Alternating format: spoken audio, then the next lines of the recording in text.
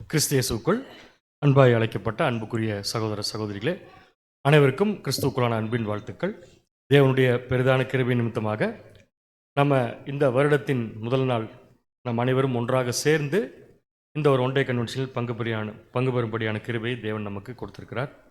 தேவனுக்கு கிறிஸ்துவின் மூலம் நன்றிகளை நாம் தெரிவித்துக்கொண்டு இந்த ஒரு வருடத்தை நம்ம இன்னைக்கு சத்தியத்தோடு நம்ம ஆரம்பிக்கிறோம். இன்னைக்கு நம்ம பார்க்க போகிற பாடத்தின் தலைப்பு, பெரிய தலைப்பு, கிறிஸ்து நமது பரிந்துரையாளராக, அட்வொகேட், எதை நம் கணக்கில் சேர்க்கிறார். இதில் அநேக வார்த்தைகள் நமக்கு உலக பிரகாரமாக கேள்விப்பட்டிருப்போம், ஆனால் சத்தியத்தின் பிரகாரமாக நம்ம இன்றைக்கி பார்க்க போகிறோம். ஸோ இந்த பாடம் ரீப்ரின்ஸ் பேஜ் நம்பர் 4764 இடம்பெற்றிருக்கிற ஒரு பாடம். ஆக்சுவலாக 4764 பேஜில் 2 சப்ஜெக்ட் இருக்குது. அதில் ஒரு சப்ஜெக்ட் தான் நம்ம இன்றைக்கி பார்க்க போகிறோம். இதை கொஞ்சம் டீட்டெயிலாக பார்க்க போகிறோம். ஸோ இதில் என்னென்ன பார்க்க போகிறோம் அப்படின்னா, இந்த 3 கேள்விகளுக்கு பதில் பார்க்க போகிறோம். கிறிஸ்து நம்முடைய அட்வொகேட் எதுக்கு, நமக்கு எதுக்கு ஒரு அட்வொகேட்டு அப்படிங்கிற ஃபர்ஸ்ட் கேள்வி. அது ஏன் கிறிஸ்து எடுக்கிறார் அப்படிங்கிறது. ரெண்டாவது, இம்ப்யூட்டிங் அப்படின்னா என்ன. இந்த இம்ப்யூட்டிங்கிற வார்த்தை இன்னைக்கு நமக்கு புதுசாக இருக்கலாம். இம்ப்யூட்டிங் அப்படின்னா என்ன அர்த்தம், ஏன்னா கிறிஸ்து அட்வொகேட்டாக நமக்கு அதை தான் பண்ணுறார். மூணாவது கேள்வி, அந்த இம்ப்யூட்டிங் கிறிஸ்து நமக்கு பண்ணுறதுக்கு, அட்வொகேட் ஆகிறதுக்கு அவருக்கு தகுதி எப்படி கிடைச்சிது. இந்த 3 விஷயத்தை பாடத்தின் மூலம் நம்ம பார்க்க போகிறோம். ஸோ உங்களுக்கெல்லாம் புரிஞ்சிருக்குன்னு நினைக்கிறேன். இந்த 3 கேள்வி ரீகால் பண்ணிக்கலாம். ஏன் கிறிஸ்து நமக்கு அட்வொகேட், ஒய், நமக்கு எதுக்கு அட்வொகேட், நமக்கு ஏதாவது பிரச்சனை ஏதாவது தானே அட்வொகேட் நமக்கு தேவை. அடுத்தது, அந்த அட்வொகேட் நமக்கு பண்ணக்கூடிய வேலை இம்ப்யூட்டிங். ஸோ இம்ப்யூட்டிங் நமக்கு எதுக்கு தேவைப்படுது. மூணாவது, அட்வொகேட்டாக இயேசு கிறிஸ்து நமக்காக இம்ப்யூட்டிங் பண்ணுவதற்கு அவருக்கு எப்படி தகுதி கிடைச்சிது. ஏன்னா இயேசு கிறிஸ்து இந்த பூமிக்கு வந்த நோக்கம் நமக்காக அட்வொகேட்டாக இருக்கிறதுக்காக கிடையாது, அவர் ரேன்சம் கொடுக்கறது தான் வந்தார். அப்படி இருக்கிறப்ப இந்த ஒரு கேள்வி அதனுடைய துணை கேள்வியாக நம்ம வச்சு நம்ம பார்க்க போகிறோம். ஸோ முதல் கேள்வி, கிறிஸ்து நம்முடைய அட்வொகேட் ஏன், நமக்கு எதுக்கு அட்வொகேட் தேவை அப்படின்னு சொல்லி பார்க்கும்போது, தேவனுக்கும் நமக்கு சம்பந்தம் இருக்கிறதுனால நமக்கு அட்வொகேட் தேவை. என்னங்க, தேவனுக்கும் நமக்கு சம்பந்தம் இருக்கிறதுக்கு எதுக்கு இடையில அட்வொகேட் அப்படின்னு சொல்லி கேட்டால், இப்போ நம்ம ஆதார வசனத்தில் வாசித்தோம். அப்போஸ்தலன் இப்போ அழகாக ஒரு விஷயத்தை சொன்னார்.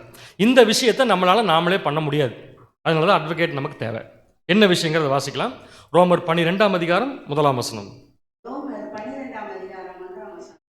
அப்படி இருக்க சகோதரரே, நீங்கள் உங்கள் சரீரங்களை பரிசுத்தமும் தேவனுக்கு பிரியமுமான ஜீவ பலியாக ஒப்புக் கொடுக்க வேண்டும் என்று தேவனுடைய இரக்கங்களை முன்னிட்டு உங்களை வேண்டிக் கொள்கிறேன். இதுவே நீங்கள் செய்யத்தக்க புத்தியுள்ள ஆராதனை. அப்போஸ்தலன் பவுல் ரிக்வெஸ்ட் வைக்கிறாரா, பிரேயர் பண்றாரா?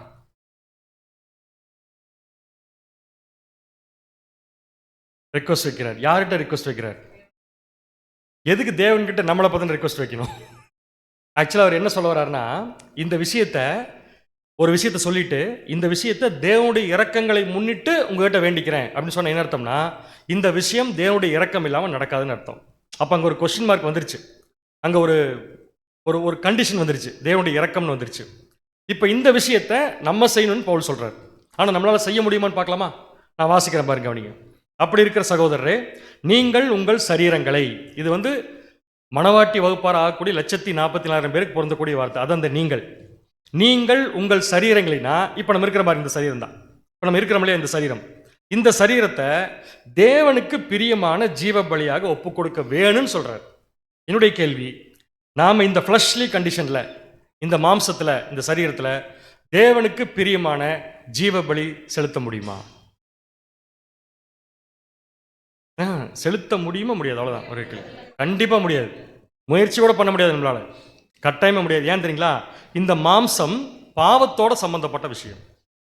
அப்போ பாவத்தோட சம்பந்தப்பட்ட ஒரு விஷயம் எப்படி நீங்கள் எடுத்து கொடுத்தாலும் அது தேவனுக்கு பிரியமா இருக்காது, தேவன்கிட்ட போகவே போகாது. ஆனால் போய் தான் ஆகணும். அதனால நமக்கு இப்போ என்ன தேவைன்னா, ஏதோ ஒரு சப்போர்ட் நமக்கு தேவை. அதை தான் அப்போஸ்தலன் பவுல் சொல்றார், தேவனுடைய இரக்கங்களை முன்னிட்டு நான் என்ன பண்ணிக்கிறேன், உங்ககிட்ட வேண்டிக்கிறேன், ஆனால் கொடுத்து தான் ஆகணும், வேற எந்த ஆப்ஷனும் இல்லை.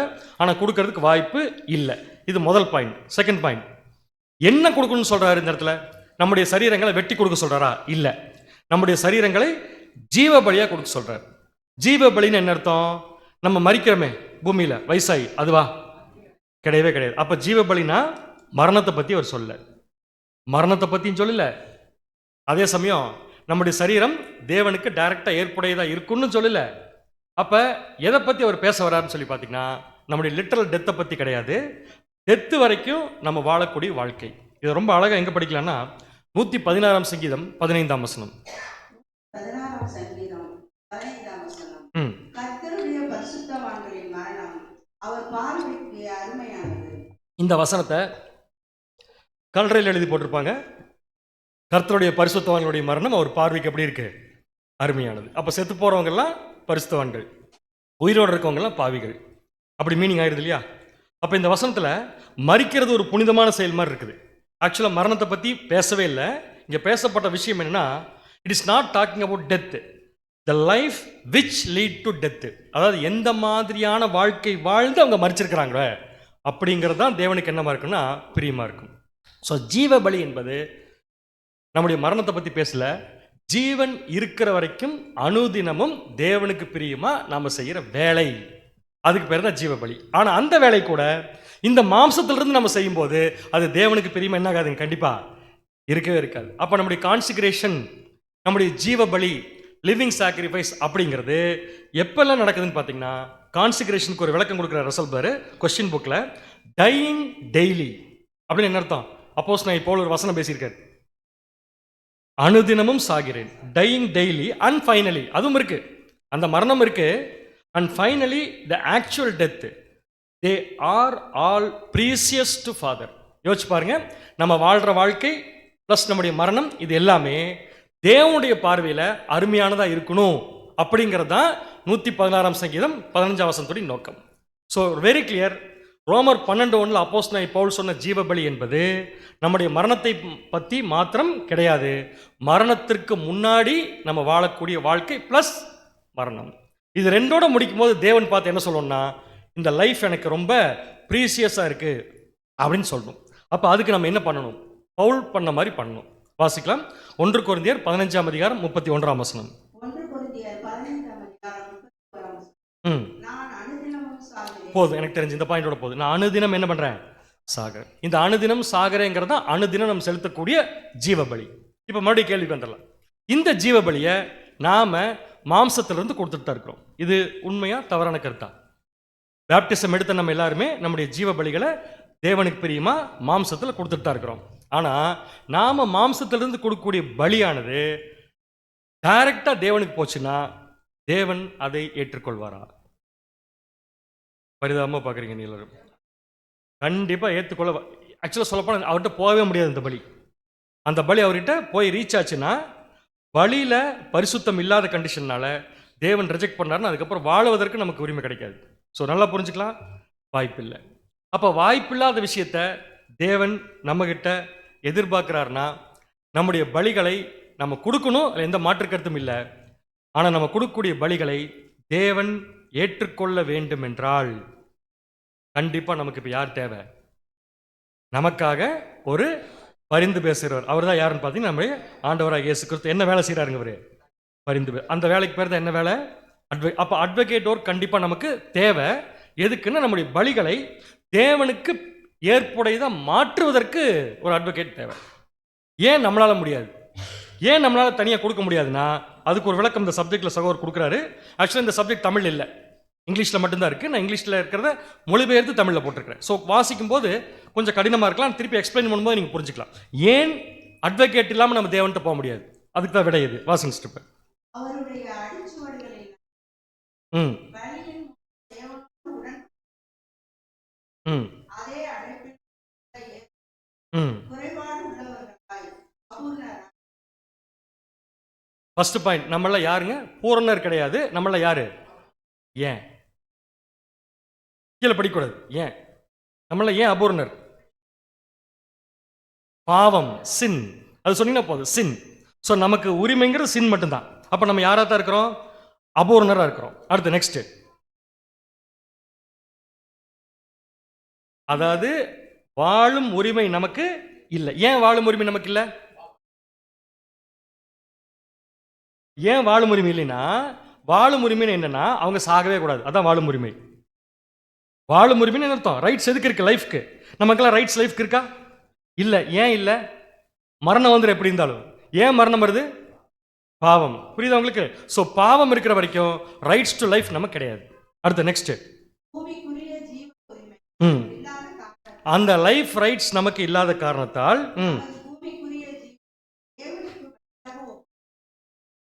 அருமையாக எழுதியிருக்காரு. பார்க்கலாம் எத்தனை பேருக்கு புரிஞ்சுன்னு பார்க்கலாம். ஏன் நம்மளால நம்ம லிவிங் சாக்ரிஃபைஸை தேவன் ஏற்புடைத்தா கொடுக்க முடியாதுன்னா, பாயிண்ட் நம்பர் 1, நமக்கு வாழும் உரிமை இல்லை. என்ன பாவத்தில் இருக்கோம். வாழும் உரிமை இல்லாமல் பாவத்தில் இருக்கிற நாம கொடுக்கக்கூடிய பலி இருக்கு இல்லையா, அந்த பலியில தேவன் ஏற்றுக்கொள்ள முடியாத விஷயம் என்ன இருக்குன்னா பாவம் இருக்கு.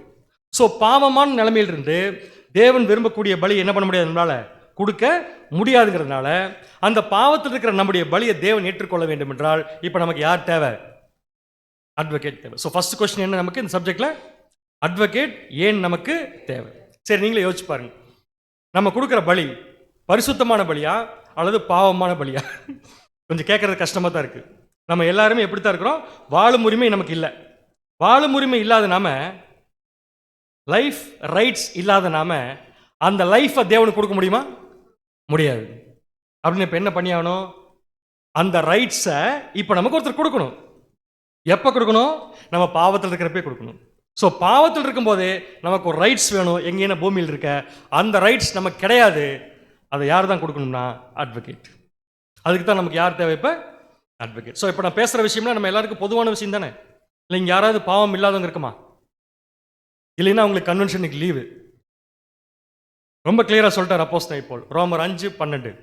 ரோமர் 5:18 இப்படியாக ஒரே மனுஷனாலே பாவம், பாவத்தினாலே மரணம் உலகத்திலே பிரவேசித்தது போலவும், எல்லா மனுஷரும் பாவம் செய்தபடியால் மரணம் எல்லாருக்கும் வந்தது போலவும் இதுவுமாய். ஸோ ஒரு விஷயம் கிளியர், நம்முடைய பலிகளை தேவன் டைரக்டா ஏற்றுக்கொள்ள வாய்ப்பில்லை, அக்செப்ட் பண்ண மாட்டாரு.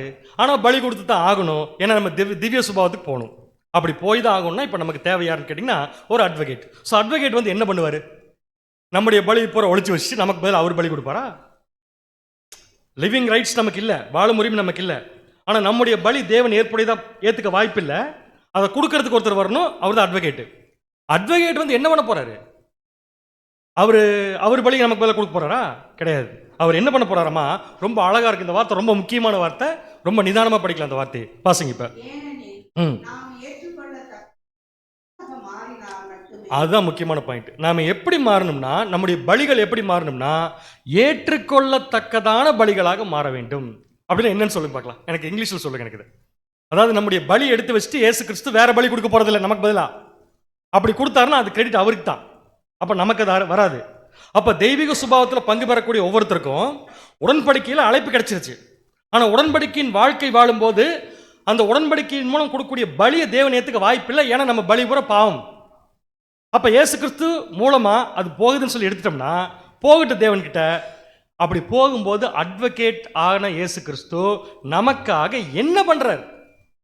ரொம்ப அழகா எழுதியிருக்கார் சகோதரர். இங்கிலீஷ்ல இருக்கு, நான் தமிழ்ல மொழிபெயர்த்து போட்டிருக்கேன். நான் வாசிக்கிறேன் கவனிங்க. ஏனெனில் நாம் ஏற்றுக்கொள்ளத்தக்க பலிகளால் மாறினால் மட்டுமே. தட் மீன்ஸ் என்ன அர்த்தம்னா, நம்முடைய பலியை அவர் சேஞ்ச் பண்றதில்லை, நம்முடைய பலியை அவர் மறைக்கிறதில்லை. நம்முடைய பலி பாவம் இருந்தாலும் நம்முடைய பலியை மாத்துறதில்ல, சேஞ்ச் பண்றதில்ல. நம்முடைய பலியை தேவன் ஏற்றுக்கொள்ற மாதிரி ஒரு விஷயத்தை பண்றாரு. அந்த தேவன் ஏற்றுக்கொள்ற மாதிரி நம்முடைய பலிக்கு அவர் பண்றாரு இல்லையா, அதுதான் பரிந்து பேசும் வேலை. That is called advocate work. So தேவன் நம்முடைய பலிகளை ஏற்றுக்கொள்ள தயாரா இருக்காரு. ஆனா நம்ம கொடுக்கிற பலி ஏத்துக்கிற அளவுக்கு இல்லை. அப்ப அதை இயேசு கிறிஸ்து வந்து பண்ண போறார். அப்படி பண்ணிட்டா தேவன் என்ன பண்ணிடுவார்னா, நம்முடைய பலிகளை தேவன் ஏற்றுக்கொள்ளத்தக்கதாக மாற்றுவதற்கு நம்முடைய ஆண்டவராக இயேசு கிறிஸ்து எப்படி இருக்காரு? இப்ப விருப்பத்துடன் இருக்கார். ஸோ அவர் ரெடி. என்ன ரெடினா, யார் யாரெல்லாம் தேவன் கிட்ட உடன்படிக்கை பண்ணி தங்கள் வாழும் உரிமையை ஜீவ பலியாக அனுதினமும், அதான் முக்கியம், மரணத்தில் இல்லை, அனுதினமும் கொடுக்க நினைக்கிறாங்களோ அந்த பலியை தேவனுக்கு பிடிச்ச மாதிரி மாத்துறதுக்கு ஹெல்ப் பண்றதுக்கு அவர் தயாரா இருக்கார். ஸோ அவர் தயாரா இருக்காருன்னு அர்த்தம் அவர் ரெடி. இப்போ யார் ரெடி ஆகணும்? நம்ம தான். நம்ம என்ன ரெடி ஆகணும் வாசிக்கலாம் பாருங்க. இப்போ ஃபர்ஸ்ட் அதை உணர்ந்துக்கணும். நம்ம யார்? இப்போ நல்ல வேலை 1ஆம் தேதி அன்னைக்கு முதல் ஆசீர்வாதம் இதுதான். நம்ம யாரு? சாதாரண பாவிகள் கிடையாதுங்க, பயங்கரமான பாவிகள். ஆனா அந்த பாவிகளை தேவன் கன்சிடர் பண்றாரு. எப்படி கன்சிடர் பண்றாருன்னா ஒரு ஆப்ஷன் வச்சிருக்காரு. பட் அந்த ஆப்ஷன் தானா வராது நமக்கு. அப்ப நம்ம என்ன பண்ணணும்? நாம் நம்முடைய நிலைமை என்ன பண்ணணும்? ஃபர்ஸ்ட் உணரும் போது தேவன் கிறிஸ்து கிட்ட நம்மளை என்ன பண்றாரு, கொண்டு போய் சேர்த்துறார். இதை இயேசு கிறிஸ்து அழகா சொல்லியிருக்கார். என்னை அனுப்பின பிதா ஒருவனை இழுத்து கொள்ளாவிட்டால் ஒருவன் என்ன பண்ண முடியாது, என்கிட்ட வர முடியாதுன்ட்டார். ஓகே, இந்த பாயிண்ட் இந்த சப்ஜெக்ட்ல ரொம்ப முக்கியமான பாயிண்ட். இயேசு கிறிஸ்து கிட்ட அட்வொகேட் ஒர்க் பண்ணி நம்முடைய பலியை தேவன் விரும்புற மாதிரி மாத்துறதுக்கு என்ன இருக்குன்னா புண்ணியம் இருக்குது. எல்லாரும் ஒரு தடவை சொல்லிருங்க இந்த வார்த்தையை. புண்ணியத்துக்கு இங்கிலீஷ் என்ன வார்த்தை, மெரிட் இருக்கு. அப்ப இயேசு கிறிஸ்து என்ன இருக்குன்னா மெரிட் இருக்கு. அந்த மெரிட்டை இயேசு கிறிஸ்து கொடுக்க தயாரா இருக்காரு. நாம இயேசு கிறிஸ்து கிட்ட போகணும். அதுக்கு தேவன் அழைப்பு கொடுக்கணும். கொடுத்தாச்சா? இப்ப நமக்கு இயேசு கிறிஸ்து வந்தாச்சா? இப்ப இயேசு கிறிஸ்து நமக்கு என்ன கொடுக்க தயாரா இருக்காரு? மெரிட். எதுக்கு மெரிட்? அவருடைய மெரிட் நமக்கு எதுக்கு?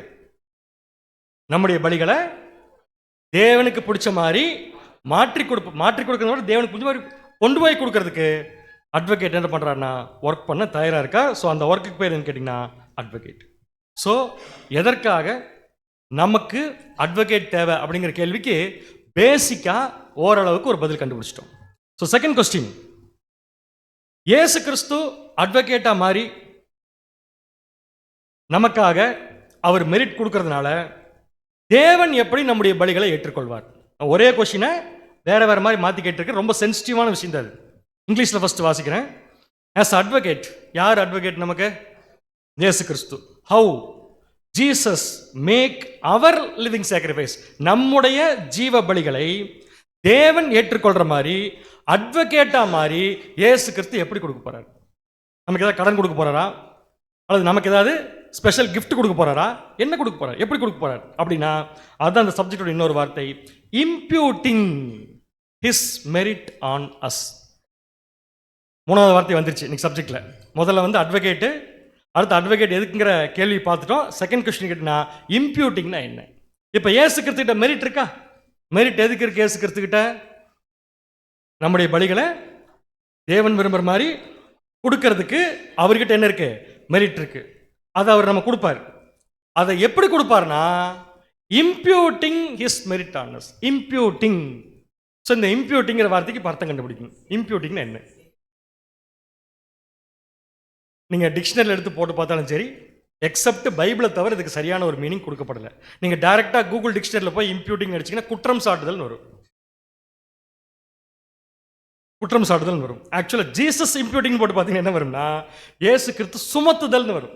இப்போ நம்ம ஊர்ல எல்லாம் பார்த்தீங்கன்னா ஒரு வார்த்தை சொல்லுவாங்க, சாட்டுதல். சாத்துதல் இல்லை, சாட்டுதல்னா எப்படி புரிய வைக்கிறது தெரியல. இருக்கு பழி. அப்போ நீங்களும் பழி வாங்குறதுக்கு வந்துட்டீங்க. இப்போ அப்போ இயேசு கிறிஸ்து நம்மள பழி இல்லை, அப்படி கிடையாது, அப்படி கிடையாது. இதுக்கு சரியான வார்த்தை படம் இதுதான். இதற்கு சரியான படம் இதுதான்ட்டு படத்தை வச்சு அதை கண்டுபிடிக்க முடியுதான்னு பாருங்க. எக்ஸாம்பிள் மட்டும் சொல்றேன். இங்க ரெண்டு போட்டோல ரெண்டு பேர் இருக்காங்க. ஒருத்தர் இயேசு கிறிஸ்து, இன்னொருத்தர் நாம.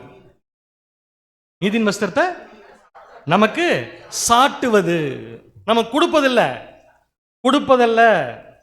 அதான் சப்ஜெக்ட் இன்னைக்கு அதான். நம்ம மேல என்ன பண்றாரு? அதைய சாட்டுகிறார். சிம்பிளா சொல்ல போனா டெஃபினிஷன் என்ன? ஒருவருடைய தகுதியை. இந்த ஒருவர் யாருன்னு நம்முடைய ஆண்டவராக இயேசு கிறிஸ்து. நம்முடைய ஆண்டவராக இயேசு கிறிஸ்துவுக்கு ஒரு தகுதி இருக்குல்ல, மெரிட் படிச்சோம் இல்லையா? அந்த மெரிட் எப்படி வந்துச்சுன்னு அப்புறம் பார்க்கலாம். இருக்கு அந்த மெரிட்டை, அந்த குணத்தை மற்றவருடைய கணக்கில் வர வைத்தல். இப்ப எனக்கு தேவை போக எனக்கு ஒரு மெரிட் இருக்கு, அந்த மெரிட் எனக்கு வேண்டாம். இப்ப நான் என்ன பண்றேன்? அந்த மெரிட்டை இன்னொருத்தர் கொடுக்குறேன். எது கொடுக்குறேன்னா அவரால் ஒரு வேலையை செய்ய முடியாது, அந்த வேலை செய்யறதுக்கு அவருக்கு ஏன் மெரிட் தேவை. ஸோ நான் என்ன பண்றேன்? என் மெரிட்டை அவர் பேர்ல இம்ப்யூட் பண்றேன். என்ன பண்றேன்? இம்ப்யூட். இந்த இம்ப்யூட்டுங்கிற வார்த்தை ரொம்ப அழகா பொருந்ததுக்கு எக்ஸாம்பிள் உலக பிரகாரமா ஒன்று எடுத்திருக்கிறேன், ரசல் பர் சொன்னது ஒன்று எடுத்திருக்கிறேன். முதல்ல உலக பிரகாரமா இம்ப்யூட்டிங் என்னன்னு பார்க்கலாமா? கடன் வாங்கியிருக்கீங்களா எல்லாரும்? கடன் வாங்கலாமா? முதல்ல இந்த ரெண்டாவது கேள்வி கேட்டிருந்தீங்கன்னு சொல்லியிருக்க மாட்டோம். கடன் வாங்குற தேவை வருதுனாலே சம்திங் ப்ராப்ளம் ஆன் அஸ், நம்ம கிட்ட. சரி, ஓகே, எக்ஸாம்பிள் படிக்கலாம். எல்லாரும் கொஞ்ச நேரம் கவனிங்க, ரொம்ப முக்கியமான பகுதி இது. வாசிங்க சிஸ்டர்.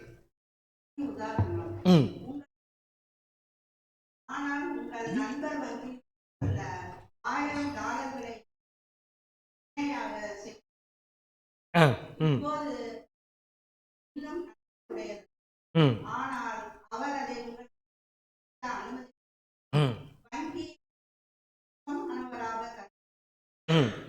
நண்பரின் ஆரோபிக்க தட் இஸ் இம்ப்யூட்டட். புரிஞ்சா புரியலையா? ரீகால் பண்ணுறேன் நான், கவனிங்க. இப்போ நான் தான் உங்கள் நண்பர், உங்களுக்கெல்லாம் நான் நண்பர். இப்போ இந்த எக்ஸாம்பிள் படி, இப்போ எங்கிட்ட ஒரு பேங்க்கில் $1000 இருக்குது. எவ்வளோ டாலர்ஸ் இருக்குது அப்படின்னு என்ன வேல்யூ வரும்?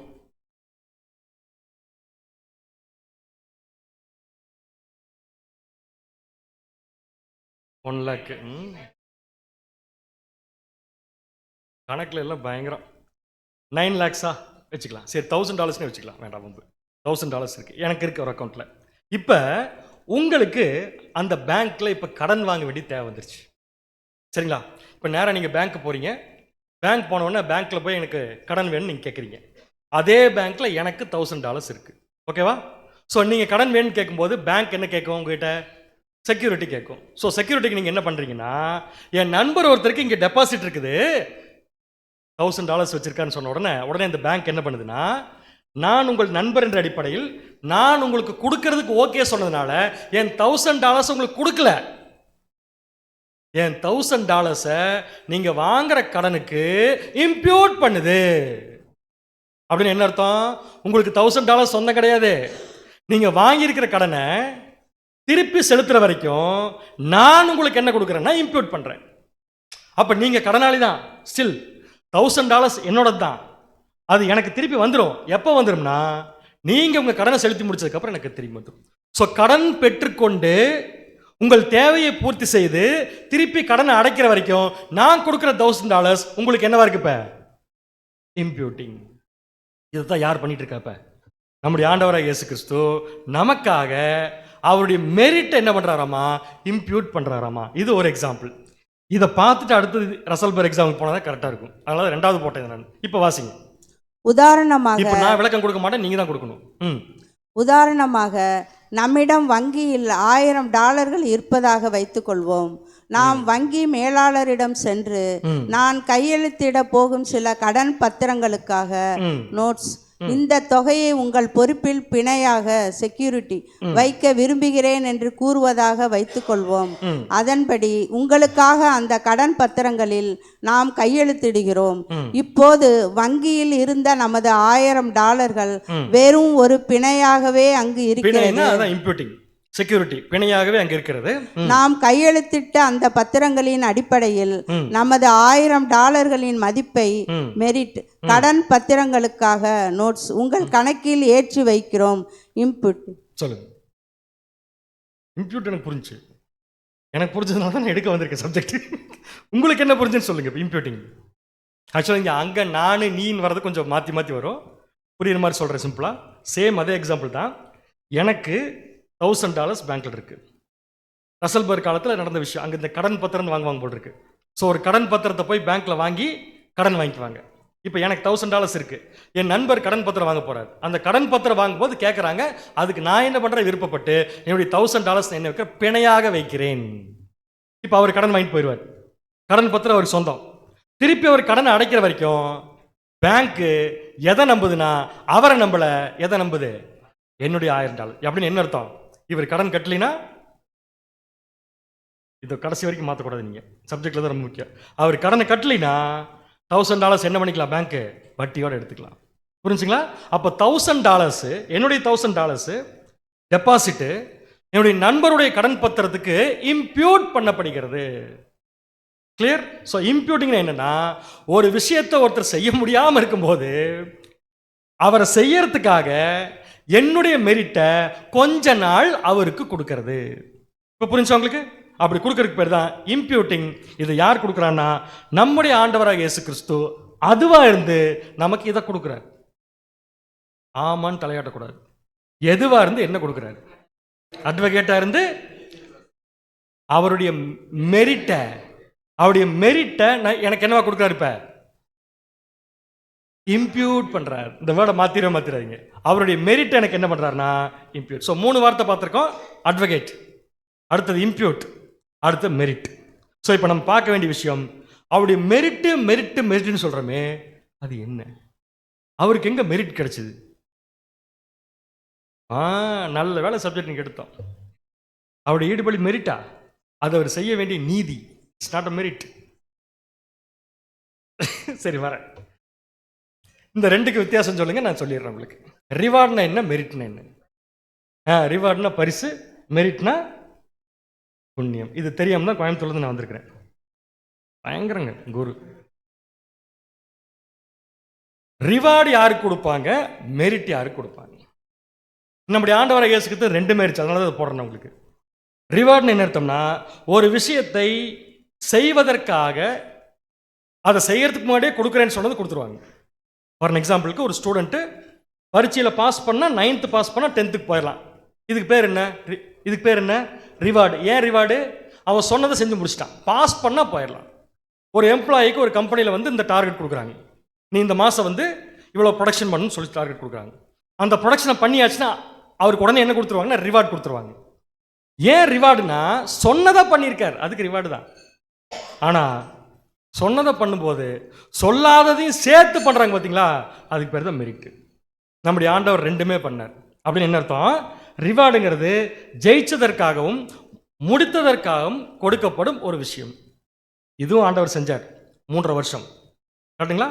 அடுத்தது மெரிட்டும் கிடைச்சது அவருக்கு. அப்படின்னு என்ன அர்த்தம்னா, டூயிங் மோர் தேன் நீடு, கேட்டதற்கு மேலேயே கொடுக்கறது. இதை புரியுமா சொல்லப்போனா, ஸ்காலர்ஷிப் கொடுப்பாங்களே ஸ்டூடெண்ட்ஸ்க்கெலாம், படிக்கிறதுக்கு ஸ்காலர்ஷிப் கொடுப்பாங்களே, எந்த ஸ்டூடெண்ட் கொடுப்பாங்க? நல்லா படிக்கிற பையன் சொல்றது சரியான பதில் இல்லை. அவுட்ஸ்டாண்டிங், சூப்பர் வார்த்தை, அவுட்ஸ்டாண்டிங் ஸ்டூடெண்ட். ஏன் அவுட்ஸ்டாண்டிங் ஸ்டூடெண்ட்ஸ்க்கு அந்த மெரிட் கொடுக்குறாங்க பாருங்க, வந்துருச்சு.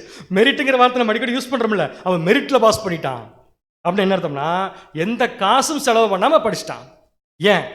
ஏன்னா அவன் அவுட்ஸ்டாண்டிங். ஒரு அவுட்ஸ்டாண்டிங் ஸ்டூடெண்ட் எப்படி இருப்பான்னு கேட்டிங்கன்னா, மற்ற ஸ்டூடெண்ட்லாம் பாஸ் பண்ணால் போதும்னு படிக்கிறாங்க, அல்லது மற்ற ஸ்டூடெண்ட்லாம் பரீட்சையில் 100க்கு 90 வாங்கினா போதும்னு படிக்கிறான்.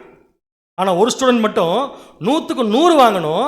அந்த 100 எந்த காரணத்தை கொண்டு மிஸ் பண்ணாமல் இருக்கணுங்கிறதுக்காக அவன் லீவு நாள்லையும் சேர்ந்து படிக்கிறான். சொல்கிற வார்த்தையை மறந்துடாதீங்க. அவனுக்குன்னு ஸ்கூலில் உரிமை இருக்கு. என்ன உரிமைனா, சனிக்கிழமை லீவ் போட்டுக்கலாம், ஞாயிற்றுக்கிழமை லீவ் போட்டுக்கலாம்.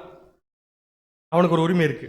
அவன் என்ன பண்ணுறான், அந்த உரிமையை அனுபவிக்காம அதையும் கொடுத்துட்டான். அப்படின்னு என்ன அர்த்தம்? சனிக்கிழமை அன்னைக்கு போய் ஸ்கூலில் யாரும் இல்லாட்டியும் லைப்ரரியில் போய் உட்காந்து புஸ்தகத்தை எடுத்து பாடத்துக்கு படிக்கிறான். இந்த ஸ்டூடெண்ட்டை பார்த்தா கண்டிப்பாக அவனுக்கு என்ன கிடைச்சிடும்? டெஃபினட்டாக மெரிட் கிடைச்சிடும். இப்போ அவன் உரிமையை அவன் என்ன பண்ணிட்டான்? விட்டு கொடுத்துட்டான். அவனுக்குன்னு அனுபவிக்க உரிமை இருக்கு. ஆக்சுவலாக அந்த உரிமையை அவன் எடுத்துக்காட்டி கூட அவனை ஃபெயில் ஆக மாட்டான், மார்க்கு நல்ல மார்க் வாங்குவான். ஆனால் அந்த மார்க் வாங்கிறதுக்கு அவன் தன்னுடைய உரிமையை விட்டு கொடுக்குறான் பார்த்தீங்களா, அந்த உரிமையை விட்டு கொடுக்குறது தான் outstanding. That is called merit. ஆஃபீஸில் சொன்னால் எப்படி சொல்லலாம்? நமக்கு அதான் கரெக்டாக பொருந்தும். நமக்கெல்லாம் சுத்தமாக ஆஃபீஸில் பொருந்தாது. இப்போ இன்னைக்கு ஆஃபீஸ் வேலை நான் விட்டு போட்டு இங்கே வந்தாச்சு. அப்போ ஆஃபீஸில் ஒர்க் எப்படி பொருந்துன்னா, ஒரு டார்கெட் அச்சீவ் பண்ணுறது கம்பெனி ஒரு விஷயத்தை சொல்லுது. அந்த டார்கெட் அவன் பண்ணுறதுக்கு ஒர்க் பண்ணிட்டு இருக்கிறப்ப அவனுக்கு இன்னொன்று படுது. என்னன்னா, இந்த டார்கெட் அச்சீவ் பண்ணும்போது இந்த ப்ராப்ளம் கம்பெனிக்கு வந்துருன்ட்டு கம்பெனி சொல்லாமலே அந்த ப்ராப்ளத்தை சரி பண்ணுறதுக்கு டே நைட் உட்காந்து ஒர்க் பண்ணிட்டுருக்கான். ஓவர் டைம் கூட சம்பளத்துக்காக பண்ணுவான். ஓவர் டைம் சொல்ல முடியாது, அவனுக்கு ஓவர் டைமே இல்லை, அவனுக்கு ஓவர் டைம் கொடுக்க மாட்டாங்க. இருந்தாலும் ஓவர் டைம் ஒர்க் பண்ணுறான். எதுக்காகனா, அவனுடைய உரிமை வீட்டுக்கு போகலாம் 8 மணிக்கு, ஆனால் அந்த உரிமையை விட்டு கொடுத்துட்றான். விட்டு கொடுத்துட்டு அந்த வேலையை செய்வதற்காக தன்னுடைய உரிமையும் சேர்த்து தியாகம் பண்ணுறதுக்கு பார்த்தீங்களா, அதுக்கு பேர் தான் merit. That is called scholarship. இப்போ நம்முடைய ஆண்டவராக இயேசு கிறிஸ்துட்ட ரிவார்டும் இருந்துச்சு, மெரிட்டும் இருந்துச்சு. சொல்லுங்க, எது ஆண்டவராக இயேசு கிறிஸ்துக்கு தேவன் கொடுத்த ரிவார்டு, எது இயேசு கிறிஸ்து கிடைச்ச மெரிட்டு? பேர் கேட்குறேன் நான், ப்ராசஸ் கேட்கல. எது நம்முடைய ஆண்டவராக இயேசு கிறிஸ்துக்கு தேவன் கொடுத்த ரிவார்டு? ரெண்டாவது வார்த்தை நான் கொஸ்டினை மாத்திரம் பாருங்க. ரெண்டாவது, எது தேவன் கொடுத்தல்ல, தேவன் கேட்காட்டி தானே இயேசு கிறிஸ்து கொடுத்தது என்ன?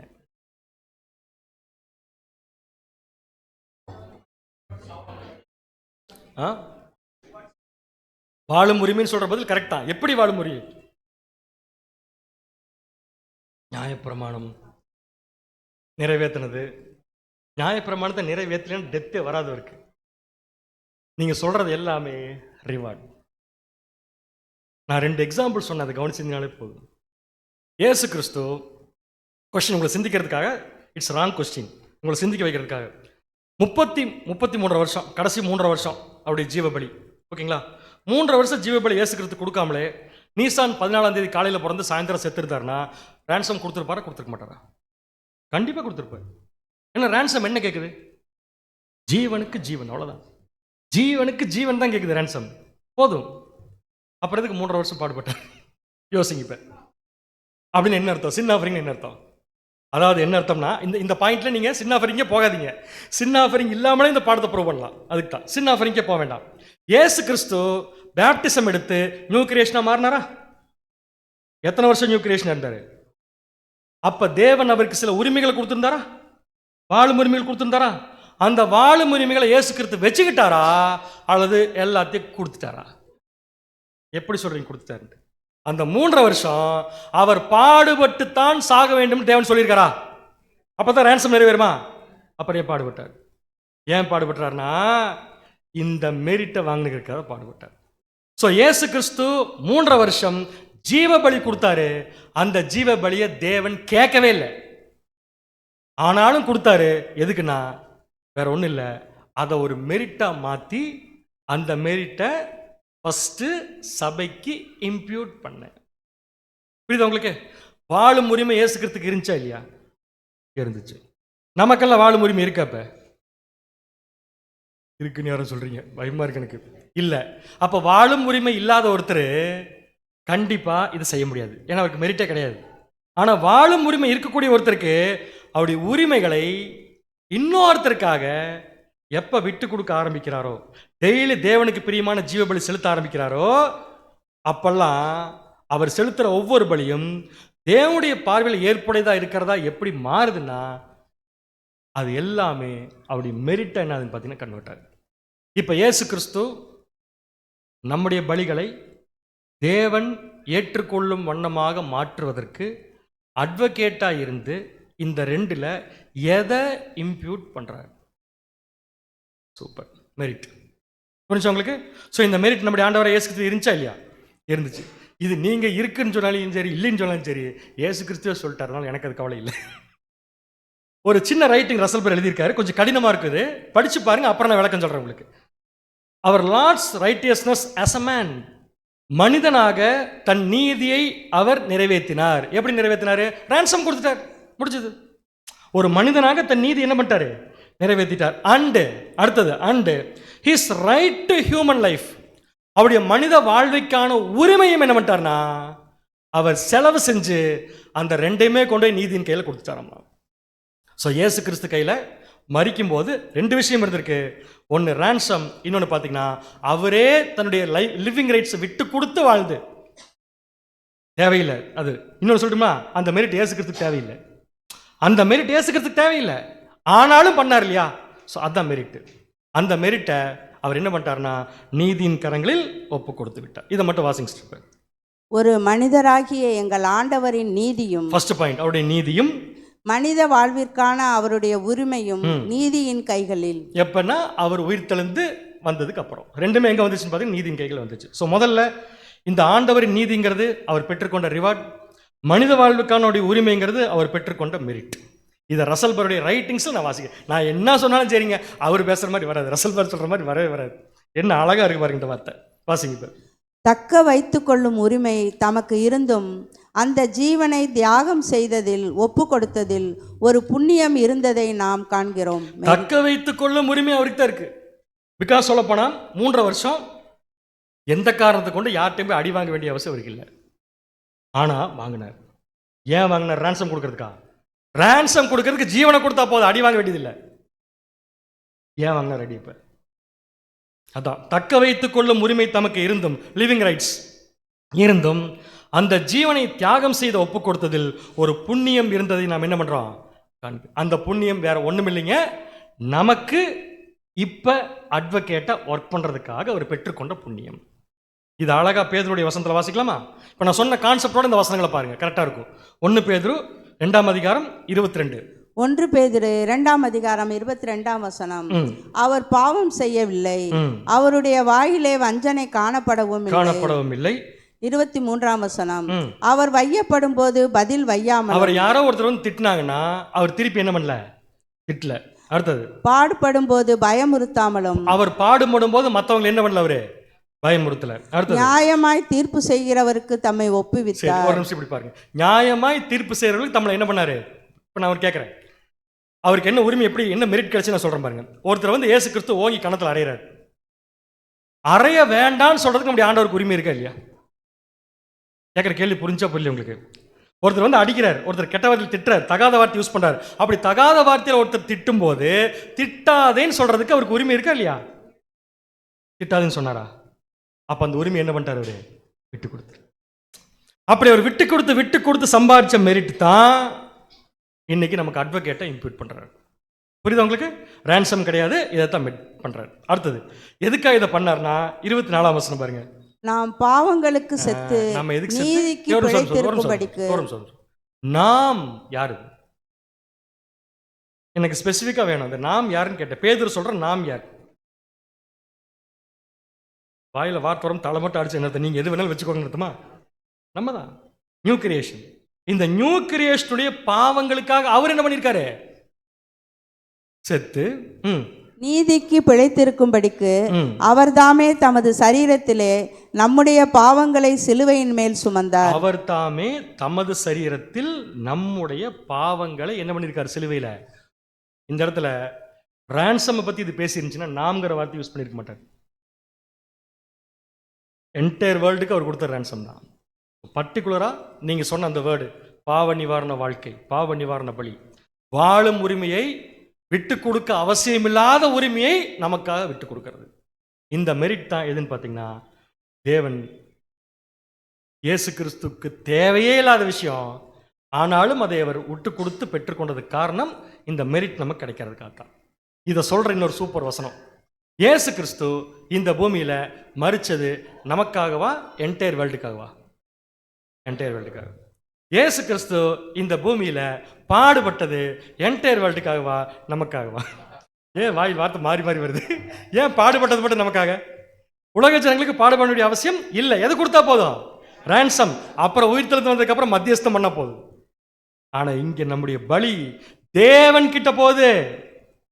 ஆனா உலக ஜனங்கள் உயிர் தெழுந்து போகும்போது பலி டைரக்டா தேவனுக்கு போகாது, இயேசு கிறிஸ்துக்கு தான். அதனால அங்க யார் தேவையில்லை? அட்வொகேட் தேவையில்லை, இந்த மெரிட்டும் அங்க தேவையில்லை.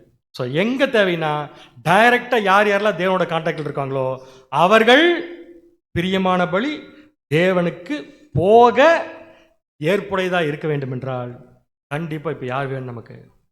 நம்முடைய ஆண்டவராக இயேசு கிறிஸ்து. என்னவா வேணும் அவர் நமக்கு? அட்வொகேட்டாக என்ன செய்ய போறாரு நமக்கு? அவரு மெரிட். அந்த மெரிட் என்ன பண்ண போறாரு? நமக்கு கொடுக்க போறாரு, இம்ப்யூட் பண்ண போறாரா? கொடுக்குறான்னு சொல்லிட்டு போகணும், எதுக்கு இம்ப்யூட்டிங்? அதுக்கு ஒரு காரணம் இருக்கு, அதுக்காக வரேன். எனக்கு $1000 ஞாபகம் வச்சுக்கோங்க. இன்னொரு வசனம் பாருங்க, எபேசியர் 5:2. எபேசியர் 5ஆம் அதிகாரம் 2ஆம் வசனம். கிறிஸ்து நமக்காக தம்மை தேவனுக்கு சுகந்த வாசனையான. எனக்கு தான் இது ஒண்ணுமே புரிய மாட்டேங்குது. கிறிஸ்து நமக்காக தம்மை, எதுக்கு நமக்காக? அவரை கொடுக்கணும். ஆமா, நமக்காக எதுக்கு அவர் கொடுக்கணும்? வேற ஒண்ணும் இல்லை, இந்த மெரிட்டுக்காக தான். வேற ஒண்ணுமே கிடையாது, இந்த மெரிட்டுக்காக தான். ஸோ நமக்காக தம்மை தேவனுக்கு சுகந்த வாசனையான காணிக்கை. இந்த காணிக்கைங்கிறது அவருடைய டெத்தை பத்தியா பேசுது இல்ல, அவர் செலுத்தி கொண்டு வந்த அன்றாட பலி, living sacrifice as a new கிரியேஷனா. அவர் செலுத்திட்டு வந்த அந்த வாழும் உரிமை விட்டு கொடுத்த அந்த ஜீவ பலியானது யாருக்காக செலுத்தப்பட்டுச்சுன்னா நமக்காக. எப்படி செலுத்தப்பட்டுச்சு? சுகந்த வாசனையாக. வாசிங்க இப்ப. சுகந்த வாசனையான காணிக்கையாகவும் பலியாகவும் ஒப்பு கொடுத்து நம்மில் அன்பு கூர்ந்தது போல நீங்களும் அன்பிலே நடந்து கொள்ளுங்கள். நம்மில் சொல்றது சர்ச் கிளாஸ் தான். ஸோ நம்மில் அவர் நடந்து கொண்டது போல நீங்கள் என்ன பண்ணிக்கோங்கன்னா இதே மாதிரி உங்க மெரிட்டை கொண்டு யாருக்கு கொடுங்க? உலகத்துக்கு கொடுங்க. நம்ம மெரிட்டை கொண்டு உலகத்துக்கு கொடுத்தா என்ன ஆகும் தெரியுமா? உலகம் அதுல நமக்கு வாய்ப்பே கிடையாது. அதான் கொடுமை. கொடுத்துட்டு திருப்பி கேட்காத ஒரே ஆள் நம்முடைய ஆண்டவர் மட்டும்தாங்க. ஆனா அவர் கொடுக்க வேண்டியதே இல்லை, அதை நமக்காக கொடுத்துருக்காரு. அதான் அந்த merit.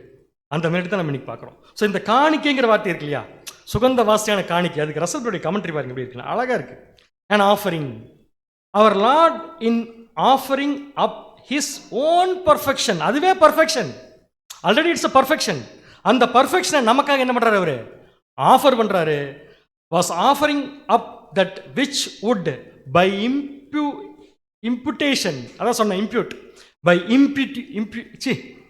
Imputation be our perfection as his members. அவருடைய பர்ஃபெக்ஷனை அவர் பலி செலுத்தி அதை நமக்கு இம்ப்யூட் பண்ணி நம்மளை பர்ஃபெக்ட் ஆகிறதுக்கு அவர் என்ன பண்ணுறான்னு பார்த்தீங்கன்னா அட்வொகேட்டாக ஒர்க் பண்ணிட்டு இருக்கார். அதுக்கு பேர் தான் சுகந்த வாசனையான காணிக்கை. இதை இயேசு கிறிஸ்து ஒரு நாள் மட்டும் செஞ்சாரா, எல்லா நாளும் செஞ்சாரா? He rendered obedience day by day. So இது வரைக்கும் சப்ஜெக்ட்ல எங்கே வந்திருக்கோம் நம்ம? எதுக்கு நமக்கு அட்வொகேட் தேவை? கிளியர். அந்த அட்வொகேட் எப்படி நமக்கு என்ன பண்ணுறாருன்னா இம்ப்யூட் பண்ணுறாரு. எதை இம்ப்யூட் பண்ணுறாரு? மெரிட்டை. அவருக்கு எப்படி இந்த மெரிட் கிடைச்சது? தியாகம் பண்ண அவசியம் இல்லாமல் இருந்தும் வாழும் உரிமையை தியாகம் செய்த காரணத்தால் அவருக்கு கிடைச்ச மெரிட்டை இப்போ யூஸ் பண்ணி நமக்கு என்ன பண்ணுறாருன்னா இம்ப்யூட் பண்ணியிருக்காரு. அந்த இம்ப்யூட்டேஷன் மட்டும் நமக்கு இப்போ இல்லைன்னா நாம் டைரெக்டாக தேவனுக்கு எக்ஸ்போஸ் ஆனோம்னா முடிஞ்சுது. ஜனவரி 1 பார்க்கவே முடியாது. ஓகே, இப்போ என்ன டவுட் வந்துடும் உடனே சார் ரசல் அப்படி அடுத்த பின்னாடி எப்படி வரேன்னா, இப்படி படிக்க படிக்க நமக்கு என்ன டவுட் வந்துடும்னா, அப்போ நம்ம பலி ஒன்றும் இல்லையோ அப்படின்னு ஒரு டவுட் வந்துடும். வருதில்ல? இப்போ இவ்வளோ நேரம் யாரை பற்றி படிச்சுருந்தோம்? நம்முடைய பலி ஒன்றும் இல்லை, அது தேவன் கேட்க மாட்டார், அதை ஏற்றுக்க மாட்டார். அதனால் இயேசு கிறிஸ்துடைய பலியோடு சேரும்போது தான் அது தேவனுக்கு ஏற்படுத்த மாதிரி சொன்னோம்ல. அப்போ நம்ம பலி ஒன்றுமே இல்லையா? இருக்கு. அந்த பலி ஒன்றுமே இல்லைன்னா இயேசு கிறிஸ்து நம்மளை இம்ப்யூட் பண்ணவே மாட்டார். அது என்ன அழகாக எழுதியிருக்காரு பாருங்க, வாசிக்கலாம் பாருங்க. நமது பலிகள் ஒதுக்கி தள்ளப்பட வேண்டும் அல்லது அவை ஒன்றும் இல்லாதவையாக கருதப்பட வேண்டும் என்பது இறைவனின் திட்டம் அல்ல. அதாவது நீங்களாம் வேஸ்ட், நீங்களாம் யூஸ்லெஸ் அப்படின்லாம் தேவன் என்ன பண்றதில்ல, சொல்றதில்ல. மாறாக இறைவனின் திட்டம் இதுவே. எப்படி காட் பிளான் பண்றாருன்னா, அடுத்து உன்னிடம் ஏதோ ஒன்று அது மட்டும் இருக்கிறது. உண்மை. நம்ம கிட்ட என்னமோ ஒன்று இருக்கு, இருக்கா இல்லைங்களா? நீங்க சொல்லுங்க பார்க்கலாம். அந்த என்னமோ ஒன்று என்னன்னு தேவனுக்கு தெரியும், நமக்கு தெரியும். நமக்கு தெரியாட்டி தேவனுக்கு தெரியும். ஆனால் என்னுடைய கேள்வி என்ன, அந்த எண்ணமோ ஒன்று மட்டும் நம்மகிட்ட இல்லைன்னா கண்டிப்பாக சொல்கிற பேசிக் சப்ஜெக்ட் கூட கேட்டிருக்க மாட்டோம். என்னமோ ஒன்று இருக்கு, இருக்கா இல்லையா? ஆனால் அந்த என்னமோ ஒன்று இருக்குங்கிறது போதுமானதாக இருக்குமா? அதுதான் பிரச்சனை. இப்போ தொடர்ந்து வாசிங்க. ஆனால் அது குறைபாடு உள்ளதாக இருக்கிறது. கொஞ்சம் சர்வீஸ் போயிருக்குது. அந்த ஒன்று இருக்கு, ஆனால் அது ஃபுல்லாக என்ன ஆகலை, ரிப்பேர் ஆகலை, இன்னும் குறைபாடு உள்ளதாக இருக்கிறது. இப்போது இயேசு உங்கள் பரிந்துரையாளராக முன்வரும்போது அவர் நேரம் வந்துட்டார். நான் பார்த்துக்கிறேன் தேவனை விடுங்க அப்படின்னு நேரம் என்ன பண்ணிட்டார்? பேசு கிறிஸ்தோ உள்ள வந்துட்டார். வந்து உங்கள் பலியை ஏற்கத்தக்கதாக மாற்றும் ஆற்றல் அவருக்கு உண்டு. ஆனால் தேவன் விசுவாசிக்கிறார் உண்மையாலுமே. எப்படி தெரியுங்களா? என் பையன் தன் மெரிட்டை ஒருத்தர் கொடுத்தாருன்னா அவர் நான் பார்க்க வேண்டிய அவசியமே இல்லை, அவர் பார்த்துருவார். அதான். ஸோ தேவன் என்ன பண்ணுறாருன்னா, எப்படி நம்பிக்கை வைக்கிறாருன்னா, இயேசு கிறிஸ்துவால் உங்கள் பலி என்னவா மாற்ற முடியும்? ஏற்புடையதாய் மாற்ற அவருக்கு உண்டு. ஏனெனில் அவரது புண்ணியத்தை அதனுடன் இணைக்கும் வல்லமை அவரிடம் உள்ளது. எல்லாரும் நல்லா ஞாபகம் வச்சுக்கோங்க, நம்முடைய பலி பிளஸ் இயேசு கிறிஸ்துடைய மெரிட், இது ரெண்டும் சேர்ந்து போனா தான் நமக்கு வாய்ப்பு. நம்முடைய பலியை தூர தூக்கி வீசிட்டு இயேசு கிறிஸ்துடைய மெரிட்டை மட்டும் வச்சுட்டு போக முடியாது. இயேசு கிறிஸ்துடைய மெரிட்டே வேண்டாம், என் பலியை மட்டும் வச்சுட்டு நான் வாழ்ந்து முடிச்சிருவேன்னு சொன்னாலும் முடியாது.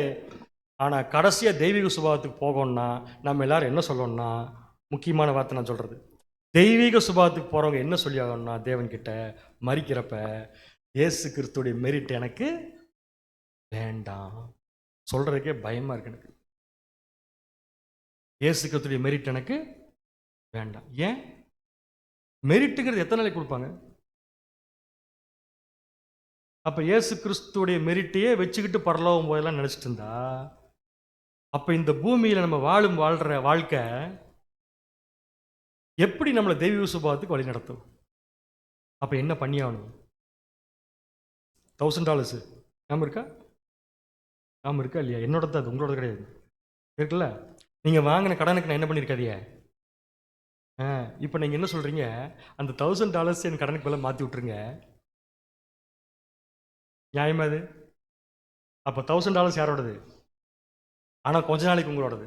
ஏன் கொஞ்ச நாளைக்கு உங்களோடது? உங்களால் முடியாது. அப்போ முடியாத வரைக்கும் தான் அவருடைய மெரிட்டு. என்னைக்கு முடியுதோ அன்னைக்கு தெய்வீக சுபாவம், அதுக்குள்ளே செத்தா நல்லது. அதனால் ஜனவரி 1ஆம் தேதி என்ன வேண்டிக்கலான்னு தேவன்கிட்ட, தேவனே சீக்கிரமாக செத்து போகிறதுக்கு என்ன பண்ணுங்க, ஏற்பாடு பண்ணுங்க. அதான் உண்மை. எத்தனை நாளைக்கு தான் மெரிட்லேயே வாழ்ந்துட்டு இருக்க முடியும்? அது நம்ம மெரிட்டும் கிடையாது, அவருடைய மெரிட்டு. ஸோ தேவன் எப்படி பார்க்குறாருன்னா பாருங்க, அவருடைய பார்வை பாருங்க எப்படின்ட்டு. அவரும் ஒரு பயங்கரமான ஒரு என்ன சொல்கிறதுனா, அவர் ஒரு நம்மளெல்லாம் நம்ம பார்க்குற மாதிரி அவர் நம்மளை பார்த்தாரு, நம்ம முடிஞ்சோம், அவ்வளோதான். அதான் உண்மை. அவர் எப்படி பார்க்குறாருன்னா, என்ன அழகாக பேசிக் சப்ஜெக்ட் கேட்க வந்தீங்க. நீங்கள் வந்த ஆர்வத்தை நான் பார்த்துருக்கேன். கிறிஸ்மஸ் அன்னைக்கு ஃபாலோ அப் கிளாஸ்க்கு நீங்கள் வந்து உட்காந்தீங்களா? உட்காரலையா? இங்கே இருக்கவங்களா திருத்துருன்னு நாங்கள் எங்கே வந்தோம் கிறிஸ்மஸ் அன்னைக்கு? என்கிட்ட வரலையே. வந்து உட்காந்தீங்கல்ல. அப்போ உங்கள்கிட்ட ஒரு மைண்ட் இருக்குது, அது உங்களை போன்னு சொல்லுது. அது போதுங்கிறார் தேவன். அதை வச்சு டெவலப் பண்ணிடலாங்கிறார். என்ன அழகாக எழுதியிருக்காரு பாருங்க ரசல் பேரில். உன்னிடம் சரியான மனமும் சரியான சித்தமும் இருக்குமானால், பர்ஃபெக்ட் மைண்ட், பர்ஃபெக்ட் வில், அது மட்டும் இருந்தால் போதும். பலி செலுத்துவதில் எனது பார்வையில் மிக முக்கியமான ஒன்றை நீ ஆரம்பத்திலேயே பெற்றிருக்கிறாய் என்று அர்த்தம். அவர் எப்படி பார்க்குறாரு நம்ம தேவன்? பர்ஃபெக்ட் மைண்டும் பர்ஃபெக்ட் வில் ஒருத்தருக்கு இருந்துச்சுன்னா தேவன் யோசிக்கிறார், என் பையனுடைய மெரிட் ஆட் ஆச்சுன்னா இவங்க சக்ஸஸ் பண்ணிடுவாங்க. அவர் யோசிக்கிற விதம் அப்படி தான் இருக்கும். ஆனால் அப்போதைக்கு அவருடைய மெரிட்னு நமக்கு தெரியாது. அவருக்கு தேவனுக்கு தெரியாது perfect mind and perfect will வந்த உடனே என்ன கன்சிடர் பண்ணுறாருன்னா, ஓகே சூப்பர், இவங்க ஓட்டத்துக்கு தயாராகிட்டாங்கன்னு சொல்லி கன்சிடர் பண்ணி உடன்படிக்கைக்கு தேவன் ஒத்துக்கிறாரு. உடன்படிக்கைக்கு ஒத்துக்கிட்டதுக்கு அப்புறம் நம்ம பரிதாபமாக பார்க்குறாரு, ஏன்னா நம்ம இப்படித்தான் இருக்கிறோம். இது என்னது? கிராக் ஆகிருக்கிற பாத்திரம். கிராக் ஆனது எனக்கு அதான் கிடைச்சிது, வேற கிடைக்கல. மண்பாண்டம். ஒய் மண்பாண்டம்? இதில் என்ன கான்செப்ட் இருக்கு? இது தேவன் இப்படித்தான் பார்க்குறாரு. பாவம் அவங்க.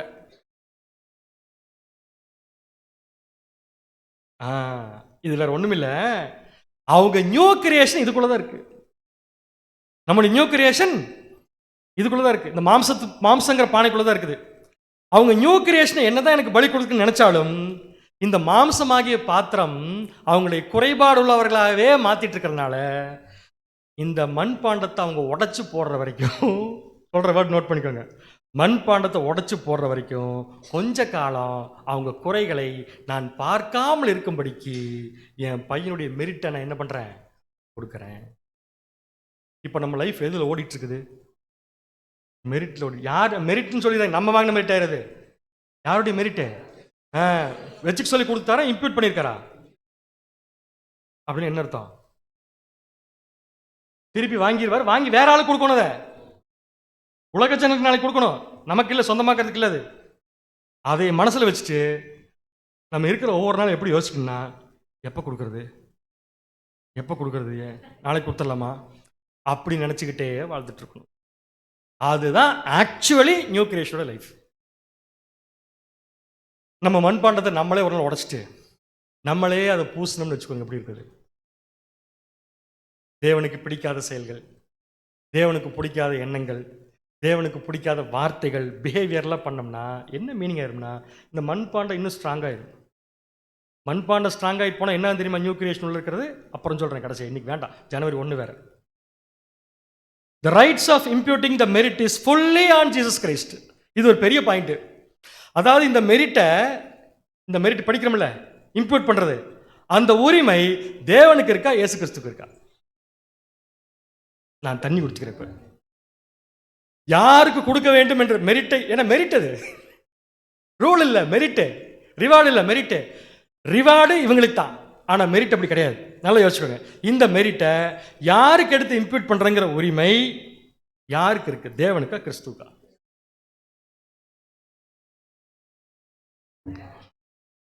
தேவனுக்கு. இன்னும் கொஞ்ச நேரம் மைனமா இருந்தா யாருக்குமே இல்லைன்றீங்க. தேவனுக்கா, கிறிஸ்துக்கு? ஒரே பதில். இந்த மெரிட்டை யாருக்கு எடுத்து கொடுக்கணுங்கிறது கிறிஸ்துவோடைய தான். ஆனா கிறிஸ்து காட்ஸ் பிளானை மீறி எதுவும் என்ன பண்ண மாட்டாரு. இதுதான் கரெக்டான பதில்.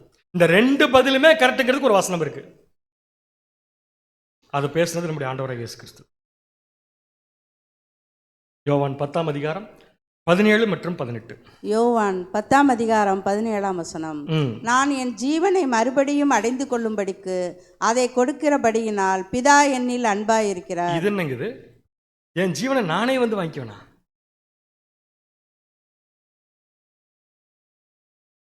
பரிதாபமா பார்க்குறீங்க. இது நான் பேசல, இயேசு கிறிஸ்து பேசுது. என்ன சொல்ல வர்றாருன்னா, நான் ஜெயிச்சுக்கிற வார்த்தை யூஸ் பண்ணக்கூடாது. நான் என் ஜீவனை நானே வந்து என்ன பண்ணிக்கிறேன், வாங்கிக்கிறேன். அப்படின்னு என்ன அர்த்தம்னா, அந்த ஜீவன் இயேசு கிறிஸ்து மரிச்சார்ல ஒரு ஜீவன், அந்த ஜீவனை யாருக்கு தான் சொந்தம் பார்த்தீங்கன்னா தேவனுக்கு சொந்தம் கிடையாது. யாரோட தெரியுமா? இயேசு கிறிஸ்து. ஏன்னா இயேசு கிறிஸ்து இந்த பூமிக்கு தேவன் அனுப்பி வந்தாரா, தானா வந்தாரா? அப்போ அந்த ஜீவன் யாருக்கு தான் சொந்தம்? அவருக்கு தான். அவர் என்ன பண்ணுறாருன்னா, வாங்கி யார் கொடுக்கணுமோ கொடுத்துக்கிறேன், ஆனால் யார் கொடுக்கணுங்கிறது எங்கள் அப்பாட்ட கேட்டு கொடுத்துக்கிறேங்கிறாரு. வாசிங்க 18ஆம் வசனம். 18ஆம் வசனம். ஒருவனும் அதை என்னிடத்திலிருந்து எடுத்துக்கொள்ள மாட்டான். என் உரிமையை ஒருத்தர் என்ன பண்ண முடியாது, என்கிட்ட இருந்து எடுத்துக்கொள்ள முடியாது. நானே அதை கொடுக்கிறேன், நானே அதை கொடுக்கிறேன். அதை கொடுக்கவும் எனக்கு அதிகாரம் உண்டு, அதை மறுபடியும் எடுத்துக்கொள்ளவும் எனக்கு அதிகாரம் உண்டு. அதை மறுபடியும் எடுத்துக்கொள்ளவும் எனக்கு என்ன உண்டு? ஆக்சுவலி ரேன்சமுக்கும் பொருந்தும், சின் ஆஃபரிங் பொருந்தும். கொடுக்கவும் எனக்கு அதிகாரம் உண்டு. இந்த கட்டளையை என் பிதாவினிடத்தில் பெற்றுக்கொண்டேன் என்றார். அதாவது ஜீவனுக்குரிய அதிகாரம் அவர்கிட்ட தான் இருக்குது. ஆனால் ஜீவனுக்குரிய அதிகாரம் அவர்கிட்ட இருக்கிறது யார்கிட்ட இருந்து வாங்கினாரு? தேவன் கிட்ட இருக்குது. அல்டிமேட்டா இயேசு கிறிஸ்து இந்த மெரிட்டை தேவன் யாரு கொடுக்க சொல்றாரோ அவர் பிளான்ல வச்சிருக்காரு, அவங்களுக்கு தான் என்ன பண்ணுவாரு? கொடுப்பார். ஆனா உரிமை யாரோடதுன்னா இயேசு கிறிஸ்துவோட தான். இம்ப்யூட் பண்றாரா, கொடுக்குறாரா? the take it again வார்த்தை வந்திருக்கும் இங்கிலீஷ்ல. அதுக்கு மீனிங் என்னன்னா, the passage should be read as to receive it again. மறுபடியும் நான் என்ன பண்ணிக்குவேன்? வாங்கிக்குவேன்னு சொல்லி அர்த்தம். இப்ப இந்த வார்த்தைக்குரிய விளக்கத்தை கீழே மட்டும் தமிழ்ல மட்டும் வாசிக்க போதும், இங்கிலீஷ்ல வாசிக்க வேண்டாம். ஆனால் அவர் தமது மானிட வாழ்வினால் கிரயத்திற்கு வாங்கப்பட்ட மனித குலத்தை மீட்டெடுத்து அவர்களை பூரண நிலைக்கு கொண்டு வருவதற்காக ஒரு தெய்வீக பிறவியாக உயிர்த்தெழுந்து வாழ்கிறார். இயேசு கிறிஸ்து எப்பொழுது தெய்வீக பிறவியாக உயிர்த்தெழுந்து வாழ்கிறார்? இது கேள்வியிலே பதிலுன்னு சொல்லிட்டேன் நான். உயிர்த்தெழுந்ததுக்கு அப்புறம். ஸோ உயிர்த்தெழுந்ததுக்கு அப்புறமா அவருடைய ransom சாக்ரிஃபைஸையும் அவருடைய இப்போ நம்ம படிச்சோம் இல்லையா, இம்ப்யூட் பண்ணக்கூடிய அந்த மெரிட்டையும் இயேசு கிறிஸ்து என்ன பண்ணுறாருன்னா, யாருக்கு கொடுக்கணுமோ அவங்களுக்கு என்ன பண்ணுறாருன்னா கொடுக்குற உரிமையை அவர் வாங்கிட்டார். ஓகேங்களா? சரி, இப்போ கொஸ்டின் என்னன்னா, இயேசு கிறிஸ்துடைய ஜீவன் பாயிண்ட்டுக்கு வந்துடலாம். ஜீவன் அப்புறம் இந்த மெரிட்டு, இது ரெண்டுமே சபைக்கு மட்டுமா ஒட்டுமொத்த உலகத்துக்கு தேவையா? சபைக்கு மட்டும்தான். Sure, confident. ransom உலக ஜனங்களுக்கு தேவையில்லை. இப்போ அதானே கேட்டேன் நான். ஜீவனோ இந்த மெரிட்டோ உலக ஜனங்களுக்கு தேவையே இல்லையா? கண்டிப்பாக தேவை. ஆனால் நமக்கு கொடுத்த மாதிரி தேவையில்லை. நமக்கு கொடுத்த மாதிரி தேவை. நமக்கு இப்போ ransom இப்போ நமக்கு எப்போ ஒர்க் ஆகும்? முதலாம் உயிர்த்தெழுதல். செகண்ட் பாயிண்ட், மெரிட் எப்போ நமக்கு ஒர்க் ஆகுன்னு கேட்டிங்கன்னா சுவிசேஷத்தில். ஆனால் உலக ஜனங்களுக்கு இதே மெரிட் எப்போ ஒர்க் ஆகுன்னா அவங்க உயிர்த்தெழுந்ததுக்கு அப்புறம். எப்படி ஒர்க் ஆகுன்னா அட்வொகேட் ஒர்க்காக கிடையாது, இம்ப்யூட்டேஷனும் கிடையாது, மீடியேட்டர். ஓகேங்களா? அப்படின்னா அல்டிமேட்டா இந்த ரைட்ஸ் யாருக்கு போகும்னா வாசிக்கலாம் பாருங்க. இயேசு கிறிஸ்து சிலுவையில் செய்த தியாகம் உலகிற்கானது என்றாலும் அவர் அதை ஒரு மொத்த பரிசாக உலகிற்கு அப்படியே தந்துவிடவில்லை. மாறாக யார் பிதாவாகிய இறைவனிடம் வர விரும்புகிறார்களோ, ஃபர்ஸ்ட் சர்ச் கிளாஸ், யார் யாரெல்லாம் பிதாவாகிய தேவனிடத்தில் வர விரும்புகிறார்களோ அவர்களுக்கு மட்டும் தமது நீதியை கடன் போல அல்லது பரிந்துரையாக வழங்கி அவர்களை இறைவனுக்கு முன் தகுதி உள்ளவர்களாக மாற்றுகிறார். சோ இந்த இம்ப்யூட்டிங்க்கு இன்னொரு பேர் சொல்லலாம், என்னன்னா லோன். கரெக்டான பேர், படிச்சது தான். நீங்க மாத்திட்டீங்களா? கடன் போல, தமது நீதியை கடன் போல அல்லது பரிந்துரையாக இம்ப்யூட் வழங்கி அவர்களை இறைவனுக்கு முன் தகுதியுள்ளவர்களாக மாற்றுகிறார். ஓகே, ஸோ இம்ப்யூட்டேஷன் யாருக்கு மட்டும்தான்? Search class. எதை இம்ப்யூட் பண்ண போறார்? மெரிட்டை. அவருக்கு எப்படி மெரிட் கிடைச்சது? தியாகம் செய்ய வேண்டியது இல்லாத விஷயத்தையும் கூட தியாகம் பண்ணார். அவசியமே இல்லை, பண்ணார், மெரிட் கிடைச்சது, அந்த இம்ப்யூட். இப்போ அடுத்த கொஸ்டின், அவரு நம்ம மேல எதை இம்ப்யூட் பண்ணியிருக்கார் அப்படிங்கிறதுக்கு 3 கொஸ்டின். ஏன்னா இந்த சப்ஜெக்டுடைய நோக்கமே சகோதரர் எடுத்தது அந்த 3க்கு இருக்கிற வித்தியாசத்தை பார்க்க. ஃபர்ஸ்ட் நான் உங்களுக்கு அதை ஃபஸ்ட்டே கிளாரிஃபை பண்ணிட்டேன். இப்போ செகண்ட் திருப்பி அதே ஸ்லைடு போடுறேன், நல்லா கவனிங்க. He imputes to us his life rights. இயேசு கிறிஸ்து நம்ம மேலே இம்ப்யூட் பண்ணியிருக்கிறது அவருடைய வாழும் உரிமையை. சரியா தவறா? அப்போ சரிதான், இன்னைக்கு ஃபுல் டே தான் கன்வென்ஷன். செகண்ட் கொஸ்டின், இயேசு கிறிஸ்து மேல இம்ப்யூட் பண்ணிருக்கிறது இயேசு கிறிஸ்துவின் நீதியை. சரியா தவறா? இப்ப பாருங்க, நோ ஆரம்பிக்குது லைட்டா. இருக்கு வர நான் கேள்வி படிக்கிறது மட்டும் பாத்தீங்கன்னா போதும். ஃபர்ஸ்ட் கொஸ்டின் என்ன கேட்டேன்? இயேசு கிறிஸ்து இம்ப்யூட் பண்ணிருக்கிறது அவருடைய வாழும் உரிமையா? எப்படி மாறுது பாருங்க தலை. அடுத்தது, இயேசு கிறிஸ்து நம்ம மேல இம்ப்யூட் பண்ணிருக்கிறது அவருடைய நீதி வா? இல்லையாம்மா.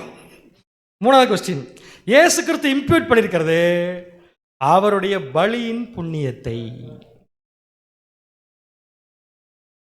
எதை இம்ப்யூட் பண்ணிருக்கார்? தேர்ட் தான். அப்ப எதுல இல்ல? ஃபர்ஸ்ட் இல்ல. ஃபர்ஸ்ட் ஏன் இல்ல? அவருடைய ஜீவ உரிமையை நம்ம மேல என்ன பண்ண முடியாது, இம்ப்யூட் பண்ண முடியாது. ஏன்னா அவருடைய ஜீவ உரிமையை யாருக்கும் மாற்றக்கூடிய உரிமை அவருக்கே கிடையாது. ஏன்னா தேவன் அவருக்கு கொடுத்து அனுப்பினது. எப்படி தெரியுமா சொல்லலாம்? இயேசு கிறிஸ்துவுக்கு வாழும் உரிமை இருந்துச்சு. எப்படி சொல்லலாம்? அவர்கிட்ட பாவம் இல்லை. அப்ப பாவம் இல்லாத மனுஷனுக்கு எதுக்கு உரிமை இருக்கு? வாழ்றதுக்கு உரிமை இருக்கு. அந்த உரிமையை நமக்கு எப்படி மாற்ற முடியும்? நமக்கு எப்படி இம்ப்யூட் பண்ண முடியாது?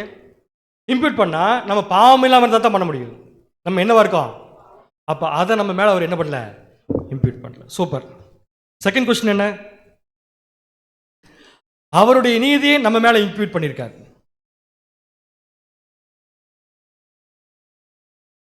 யோசிச்சு பதில் சொல்லுங்க, என்ன வேணாலும் வருங்க. இயேசு கிறிஸ்துவுடைய நீதியை நம்ம மேல் இம்ப்யூட் பண்ணியிருக்காரு.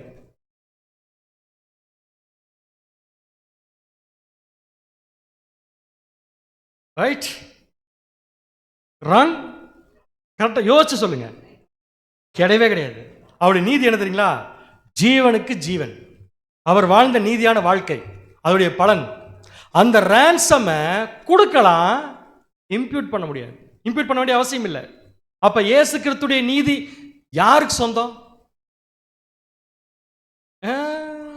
இயேசு கிறிஸ்துடைய நீதி யாருக்கு சொந்தம்? கரெக்டா பதில் சொல்லுங்க. இயேசு கிறிஸ்துக்கு சொந்தம் முதல்ல. இப்ப சபை பரலோகத்துக்கு போகுது இல்லையா, போய் நிக்குது இல்லையா, அங்க ஒரு ட்ரெஸ் போட்டிருக்கு இல்லையா, அந்த ட்ரெஸ் இயேசு கிறிஸ்துடைய நீதியா? அது பரிசுத்தவான்களுடைய நீதி. அப்ப இயேசு கிறிஸ்து அவர் நீதியை மற்றவங்க மேல என்ன பண்ண மாட்டாரு, இம்ப்யூட் பண்ண மாட்டார். இதுக்கு ரசல்பர்க் கொடுத்த கமெண்ட்ரி வாசிக்கலாம் பாரு. ஆனால் அவர் நமக்காக என்ன செய்வார்? என்ன செய்வார்? அவர் நமக்கு எதை கொடுப்பார்? எதை கொடுப்பார்? அவர் தமது நீதியை நமக்கு கொடுத்து விடுவாரா? இல்லை. அவர் தமது நீதியை தூக்கி கொடுத்து விட்டால் அவர் நீதிமானாக இருக்க முடியாது. அவர் தமது சொந்த நீதியை தமக்காகவே வைத்திருக்கிறார். அந்த நீதி நமக்கு என்ன பண்ண முடியாது, அவரால் கொடுக்கலாம். இம்ப்யூட் பண்ண வேண்டிய அவசியம் இல்லை. இன்னும் சொல்ல போனா இந்த 3 கொஸ்டின்ல 2ம் இயேசு கிறிஸ்துக்கே வேணும். அதை எடுத்து நம்ம மேல இம்ப்யூட் பண்ண முடியாது. புரிஞ்சு உங்களுக்கு? அந்த நீதி அவருக்கு வேணும், வாழும் உரிமை அவருக்கு வேணும். அதை இன்னொருத்தர் மேல இம்ப்யூட் பண்ண முடியாது.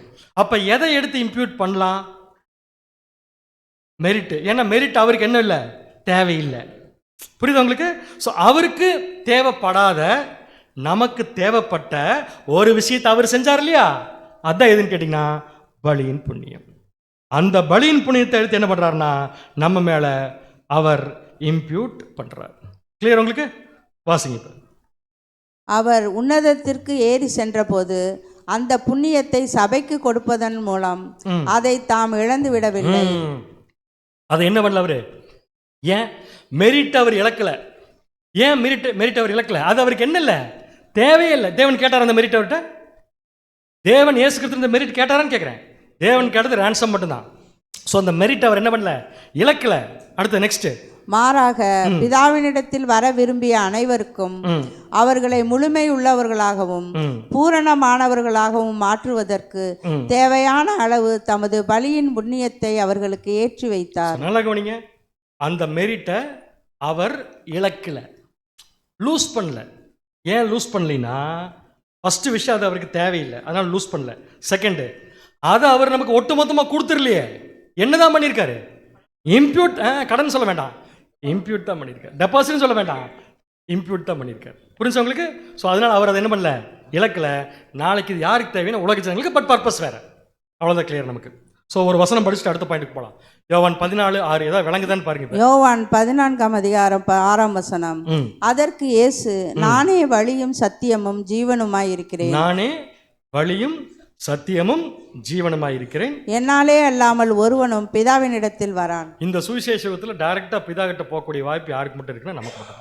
ஸோ அவர் இல்லாமல் நம்ம எங்கே போக முடியாது, பிதா கிட்ட போக முடியாது. அவர் இல்லாமல் நம்ம யார்கிட்ட போக முடியாது? பதில வர மாட்டேங்குது. ஏன் அவர் இல்லாமல் நம்ம பிதாட்ட போக முடியாது?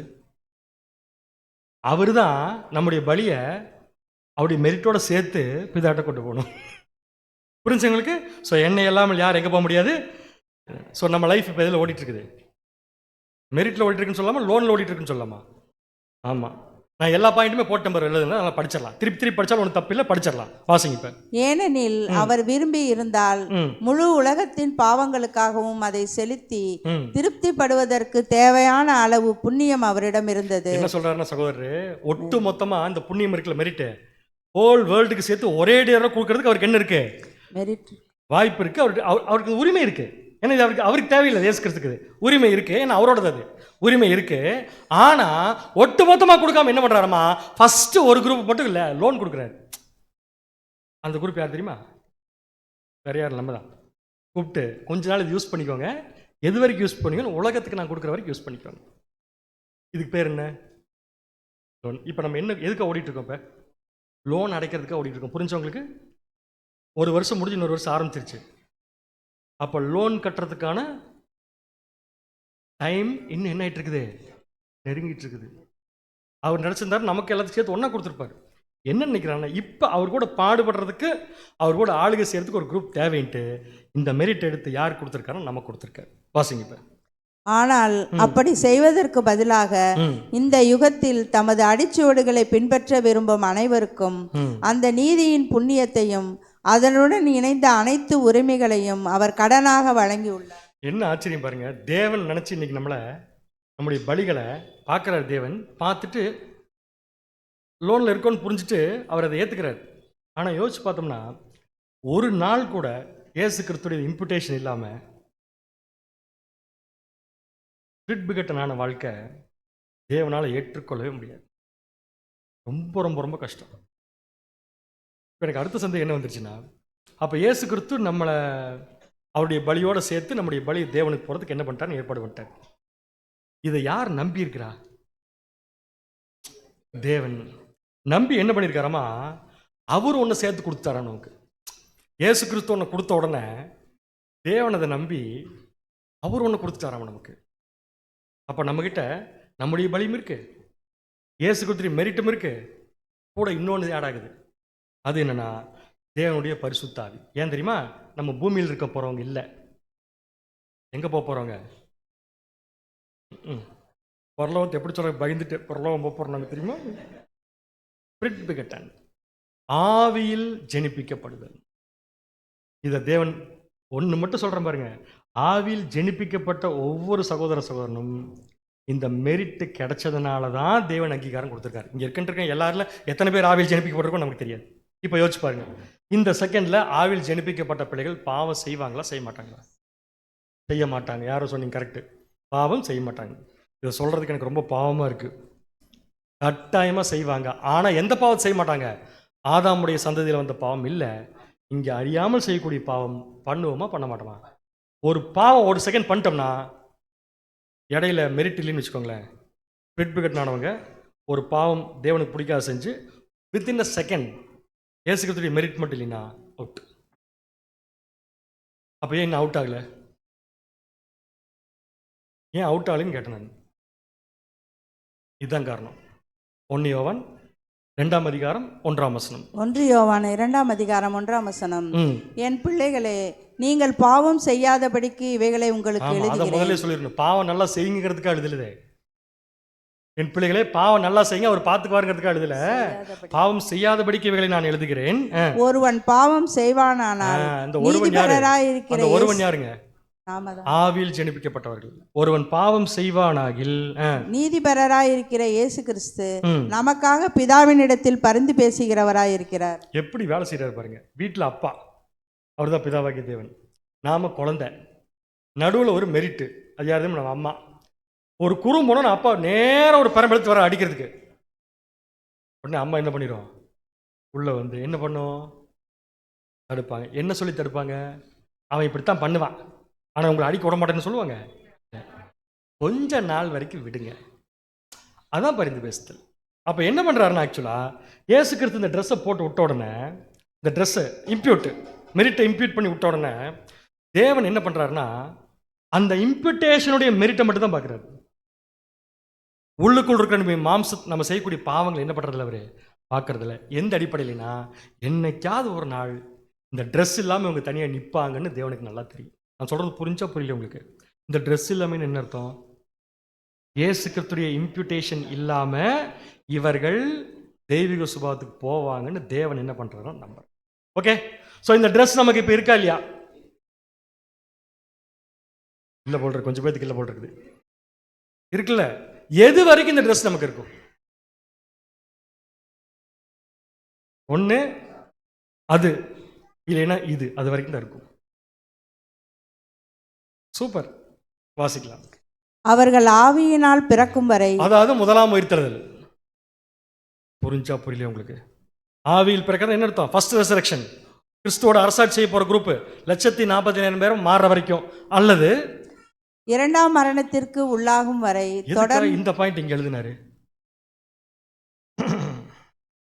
பிரதர். என்ன எழுதிருக்கலாம்? ஒன்று அவங்க ஆவியில் பிறக்கிற வரைக்கும் இந்த ட்ரெஸ் தேவை, இல்லைன்னா சாகிற வரைக்கும் போட்டுக்கலாம். எதுக்கு செகண்ட் டெத்துன்னு போட்டார் ரசல் பேர்?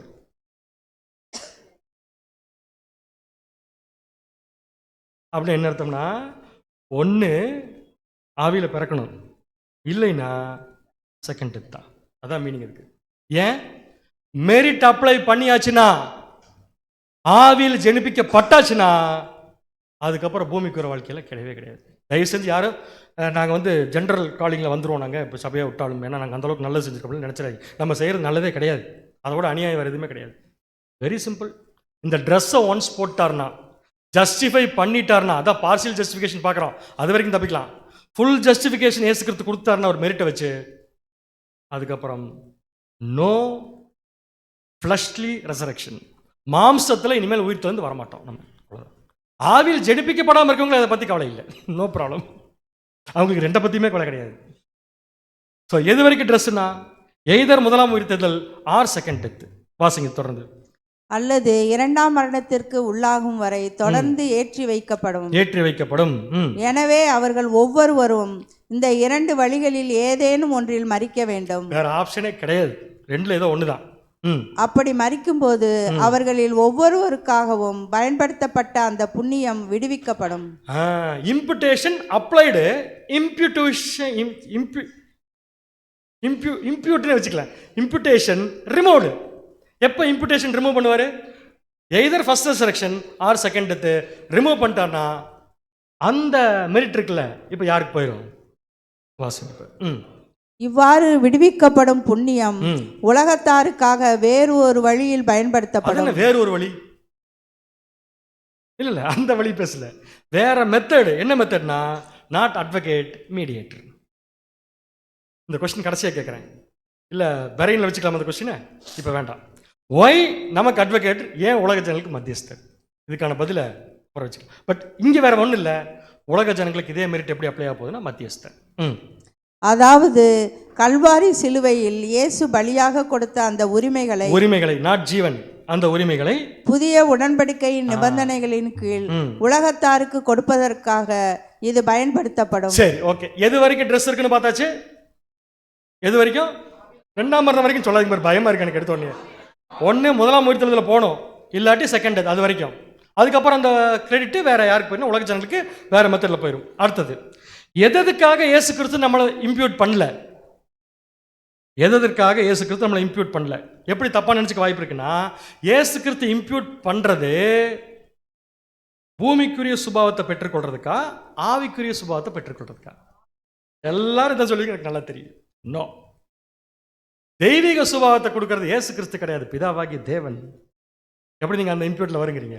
என்ன அழகா எழுதிக்க, நான் எக்ஸ்பிளைன் பண்றேன் உங்களுக்கு. அது முதலாவதாக கிறிஸ்து நமக்கு ஏற்றி வைப்பது, இன்க்ளூட் பண்றது தெய்வீக சுபாவத்தையோ தெய்வீக ஜீவனையோ அல்லது தெய்வீக ஜீவனுக்கான உரிமையையோ அல்ல என்பதை. ஏன்னா அந்த உரிமையை, அந்த சுபாவத்தை நாம தான் வாங்கிக்கணும். ஆனா நம்ம வாங்கிறதுக்கு இந்த பூமியில பலி செலுத்துற உரிமை வேணும்ல, அதை போய் வாங்கிறதுக்கு இங்க ஒழுங்கா இருக்கணும் லைஃப். அந்த லைஃபுக்கு ஒரு உரிமை தான் இயேசு கிறிஸ்து நம்ம கொடுக்குறாரு. புரிஞ்சு உங்களுக்கு? ஸோ தெய்வீக சுபாவம் இதன் மூலம் நமக்கு நாம முயற்சி எடுக்காம கிடைக்காது. இப்படி சொன்னா கரெக்டா இருக்கும். யார் யாரெல்லாம் இயேசு கிறிஸ்துவை இம்ப்யூட் பண்ணி முதலாம் உயிர்த்தெழுதல் வராங்களோ அவங்களுக்கு தெய்வீக சுபாவம் கிடைச்சிடும். யார் யாரெல்லாம் இம்ப்யூட்டேஷன் பண்ணி செகண்ட் டெத்துக்குள்ள போறவங்களுக்கு தெய்வீக சுபாவம் சொல்ல முடியுமா? அப்ப அவர் கொடுக்குற இந்த இம்ப்யூட்டேஷன் எதுக்குன்னா, பூமிக்குரிய சுபாவத்தை பெற்றுக்கொள்வதற்காக மட்டும்தான். ஏன்னா அதுவே நம்மகிட்ட இப்போ இல்லை, பாவத்தில் இருக்கும். புரிஞ்சு உங்களுக்கு? நெக்ஸ்ட், அல்லது தெய்வீக ஜீவனுக்கான உரிமையையோ அல்ல என்பதை நாம் சுட்டி காட்டுகிறோம். இவை எதுவுமே நமக்கு ஏற்றி வைக்கப்படுவதில்லை. ஸோ தெய்வீக சுபாவம் அப்படிங்கிறது இது கிடைச்சிருங்கிற பாயிண்ட் தவறு. அதை நாம தான் போய் வாங்கிக்கணும். ஏன்னா தெய்வீக சுபாவம் யாருக்கு சம்மந்தப்படுதுன்னா நமக்கும் பிதாவாகிய தேவனுக்கும் சம்மந்தப்பட்டது. To these things we are begotten by the Holy Spirit. அதற்காகத்தான் தேவன் என்ன பண்றாருன்னா நம்மளை ஆவியில் ஜெனிப்பிக்கிற ப்ராசஸை நமக்கு கொடுக்குறாரு.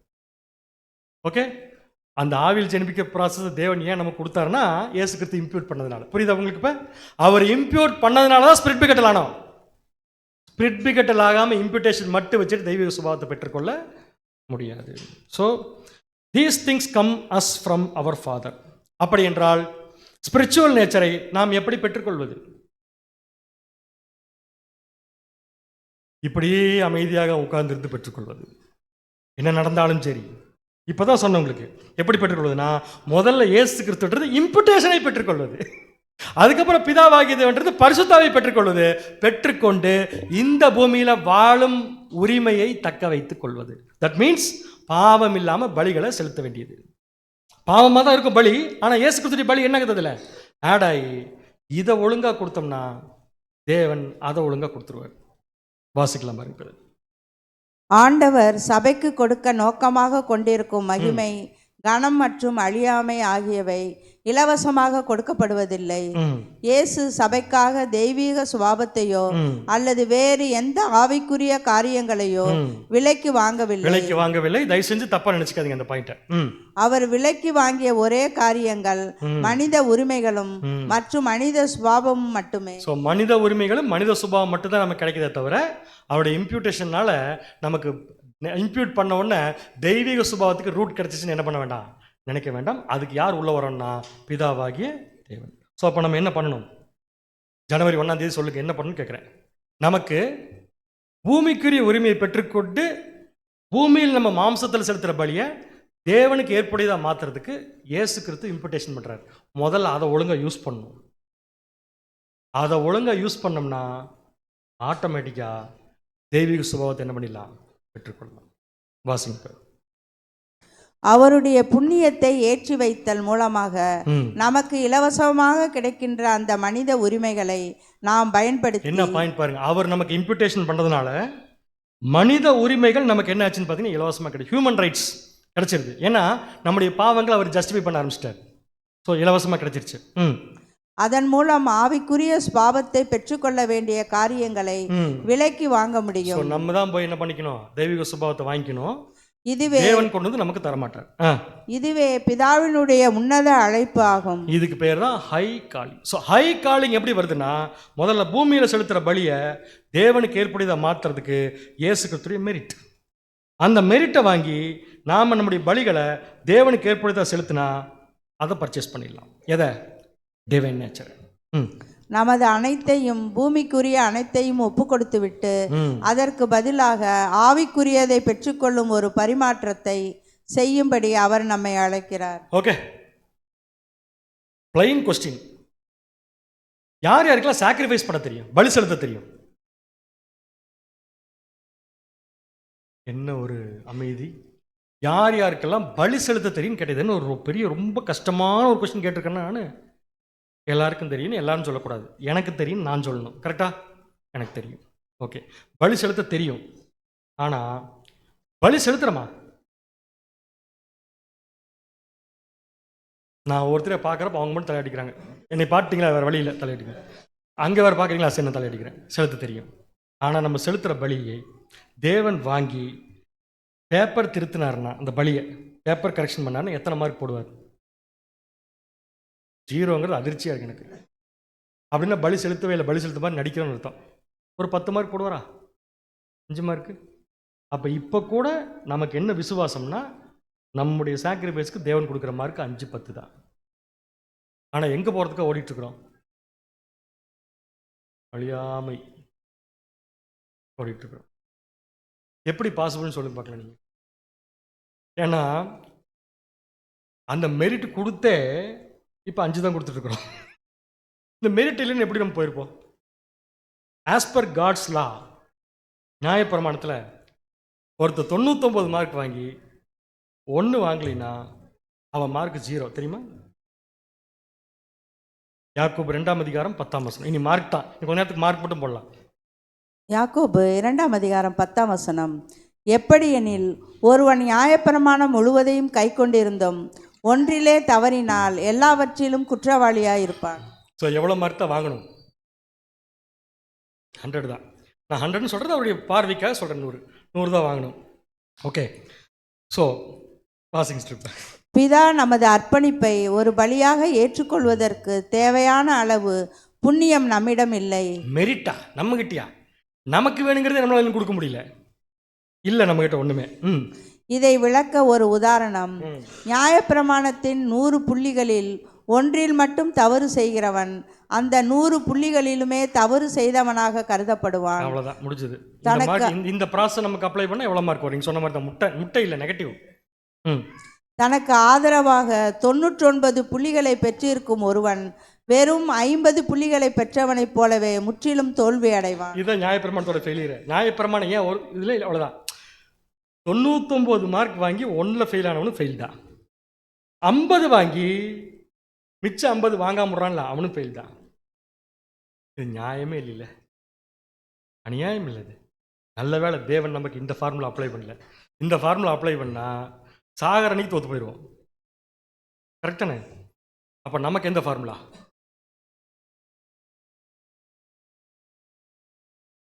ஒரு க்ளூ தரேன். எவ்வளோ 10லையோ ஏதோ பதில் வருது. எவ்வளோ 10லையோ அவ்வளோ மார்க்கு ஏசுக்கிறது போட்டுருவார். Correct correct, point correct. எது வரைக்கும்? நாம முழுசா 100க்கு 100 மார்க் வாங்க. 2 பேராகிராஃப் ரசல் பார் எழுதுனது. நான் சொல்றதோட நீங்களே படிங்க, வாசிங்க. அழகா இருக்கு, சூப்பரா இருக்குது. நம்மை ஏற்றுக்கொள்ளத்தக்கவர்களாக மாற்ற என்ன செய்ய வேண்டும்? நாமளே இன்னும் என்ன செய்யணும்னு பார்த்துட்டு இருக்கிறோம். அவரும் பிளான் போட்டிருக்காரு. என்ன பண்ணணும்? 25 புள்ளிகள் கொண்ட ஒருவருக்கு இன்னும் 75 புள்ளிகள் தேவை. 75 புள்ளிகள் கொண்ட ஒருவருக்கு 25 புள்ளிகள் கொண்டவரை போலவே. இதில் நம்ம எந்த கேட்டகரியில் இருப்போம்? 2ல. சரி, ஓகே, சந்தோஷம். அடுத்தது, அந்த பரிந்துரையாளரின் அட்வொகேட் தேவையும் கிறிஸ்துவின் புண்ணியம் மெரிட் ஏற்றி வைக்கப்படுவதும் அவசியமாகிறது. கண்டிப்பா எல்லாருக்குமே இது அவசியமா இருக்கு.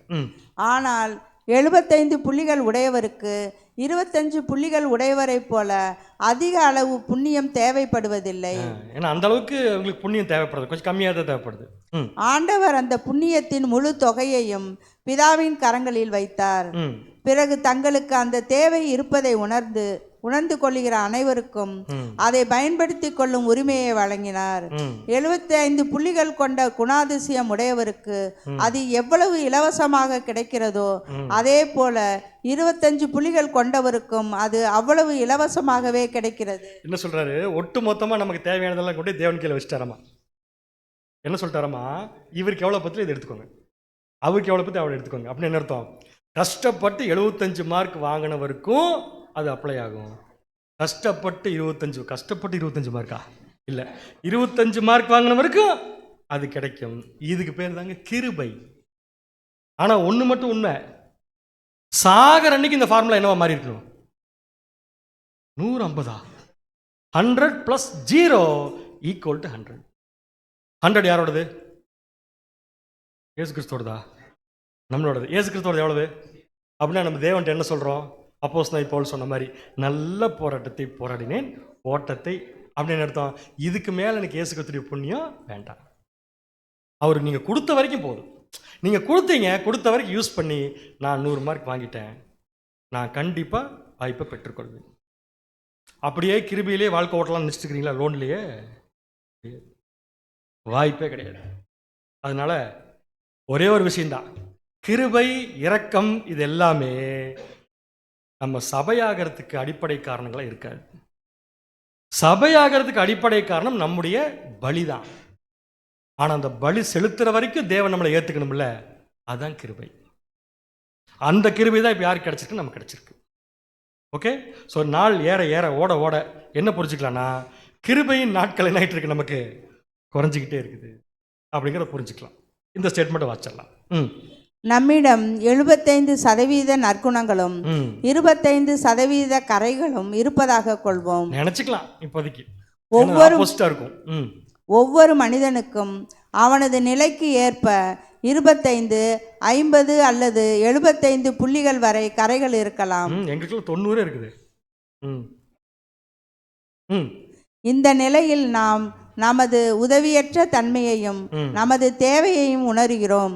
இப்போது நமது ஆண்டவர் நமக்கு எதை ஏற்றி வைக்கிறாரோ, இம்ப்யூட் பண்ணி வைக்கிறாரோ, அது நமது அந்த குறைபாட்டை சரி செய்கிறது. அதனால தப்பிச்சு ஓடிட்டு இருக்கிறோம் இப்ப. அதன் பிறகு நம்மிடம் உள்ள அனைத்தும் ஒரு பரிபூர்ண மனிதனை பிரதிநிதித்துவப்படுத்தும். அதற்கு அதிகமாகவோ அல்லது குறைவாகவோ ஒன்றும் இருக்காது. அதற்கு ஒரு நிமிடம் முன்பு வரை அது ஒரு குறைபாடுள்ள மனிதனாக இருந்தது. ஆனால் கிறிஸ்துவின் புண்ணியம் ஏற்றி வைக்கப்பட்ட அந்த நொடியே அது ஒரு பரிபூரண ஆணாகவோ அல்லது பெண்ணாகவோ மாற்றப்பட்டு விரிகிறது. இப்ப தேவன் நம்மள பர்ஃபெக்ட் ஹியூமன் பீயிங்கா பார்க்கறாரா இல்லையா? கேள்வி திருப்பி கேட்குறேன், நிறைய பேருக்கு புரியல. இப்போ 1ஆம் தேதி தானே, 2026 வருஷம், ஜனவரி 1ஆம் தேதி தேவன் நம்மளை பர்ஃபெக்ட் ஹியூமன் பீயிங்கை பார்க்குறாரா இல்லையா? சந்தேகத்தோட என்ன பார்க்கக்கூடாது, பார்க்குறாரு. என்ன அர்த்தம்னா நம்ம பர்ஃபெக்ட் கிடையாது. ஆனால் எப்படி பார்க்குறாரு? இம்ப்யூட்டேஷன். யாருடைய இம்ப்யூட்டேஷன்? அந்த இம்ப்யூட்டேஷன் நமக்கு எவ்வளோ வேணுமோ அவ்வளோ எடுத்துக்கலாம். ஆனால் லோனா, கடனா? ஏன்னா லைஃப் முடியும் போது அந்த கிருபை நமக்கு என்ன பார்த்தீங்கன்னா முடிஞ்சிடும். ஸோ இப்போ தேவன் நம்முடைய பலிகளை அக்செப்டபிள் டு காடாக ஏற்றுக்கிறார். நம்மளையவே அக்செப்டபிள் டு காடாக ஏற்றுக்கிறது எப்படின்னா 100 + 0 = 100. இது மட்டும்தான். ஸோ இம்ப்யூட்டேஷனுங்கிறது only a loan, only a கடன். இது ஆக்சுவலாக உலக ஜனங்களுக்கு போக வேண்டியது, நம்ம இன்னும் பிடிச்சி வச்சுட்ருக்குறோம். ஓகேங்களா? சரி, கடைசி பாயிண்ட். கிறிஸ்து இந்த பூமியில பாடுபட்டது யாருக்காக?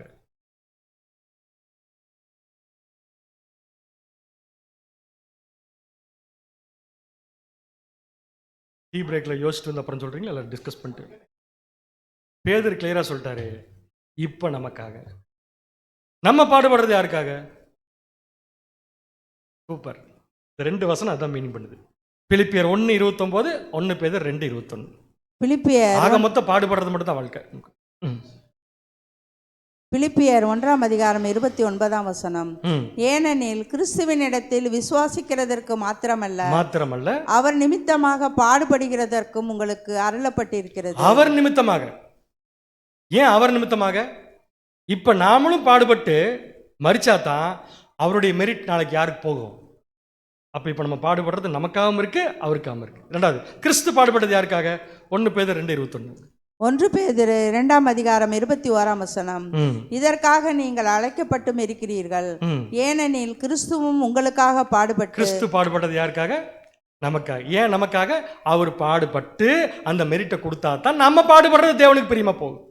நம்ம பாடுபடுறது தேவனுக்கு பிரியமா போயிடுச்சுன்னா உலக ஜனங்களுக்கு அது கிரெடிட்டா போயிடும், மெரிட்டா போயிடும். நீங்கள் தம்முடைய அடிச்சுவடுகளை தொடர்ந்து வரும்படி உங்களுக்கு மாதிரியை பின்வைத்து போனார். Right, super. என்ன மாதிரி பின் வச்சுட்டு போயிருக்காரு? நீங்க பாடுபட்டா இன்னொருத்தருக்கு பிரயோஜனங்கிற மாதிரி வச்சுட்டு போயிருக்காரு. முதல்ல அவர் பாடுபட்டார், நமக்கு இப்ப பிரயோஜனம்.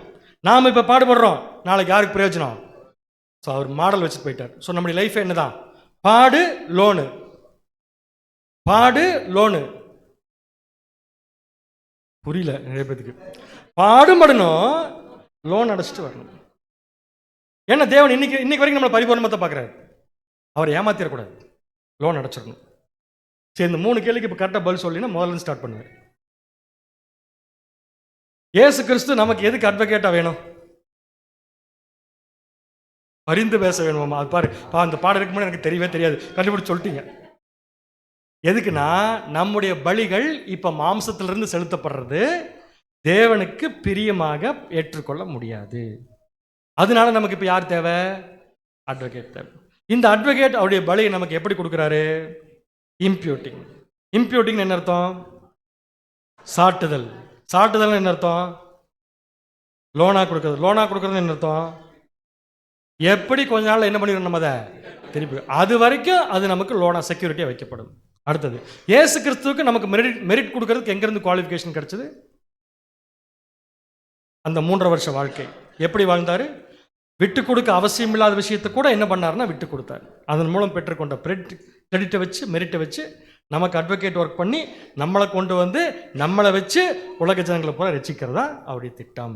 ஸோ 1ஆம் தேதி கடனை பற்றி பேசியாச்சு. அடுத்த வருஷம் 1ஆம் தேதி இதே கடனை பற்றி நம்ம பேசக்கூடாது. அப்போ கடன் என்ன இருக்கணும்? அடைச்சிட்டு வரணும், அடைஞ்சிக்கிட்டே வரணும். நம்மளே மார்க் போட்டு பார்த்துக்கலாம் நம்ம கடன் எவ்வளோ இருக்குன்னு சொல்லிட்டு. பொறுமையோடு கேட்டவங்க அனைவரையும் தேவன் ஆசீர்வதித்து வழிநடத்துவாராக.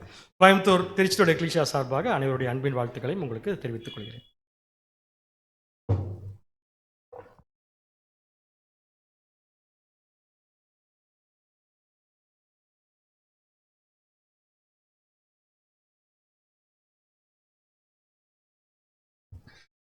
அன்பான சகோதர சகோதரிகளே, இந்த ஒரு வருடத்தின் முதல் நாளிலும் கூட தேவன் நம்மளுக்கு ஒரு அருமையான ஒரு சத்திய பாடத்தை நம்மளுக்கு கொடுத்திருக்கிறார்.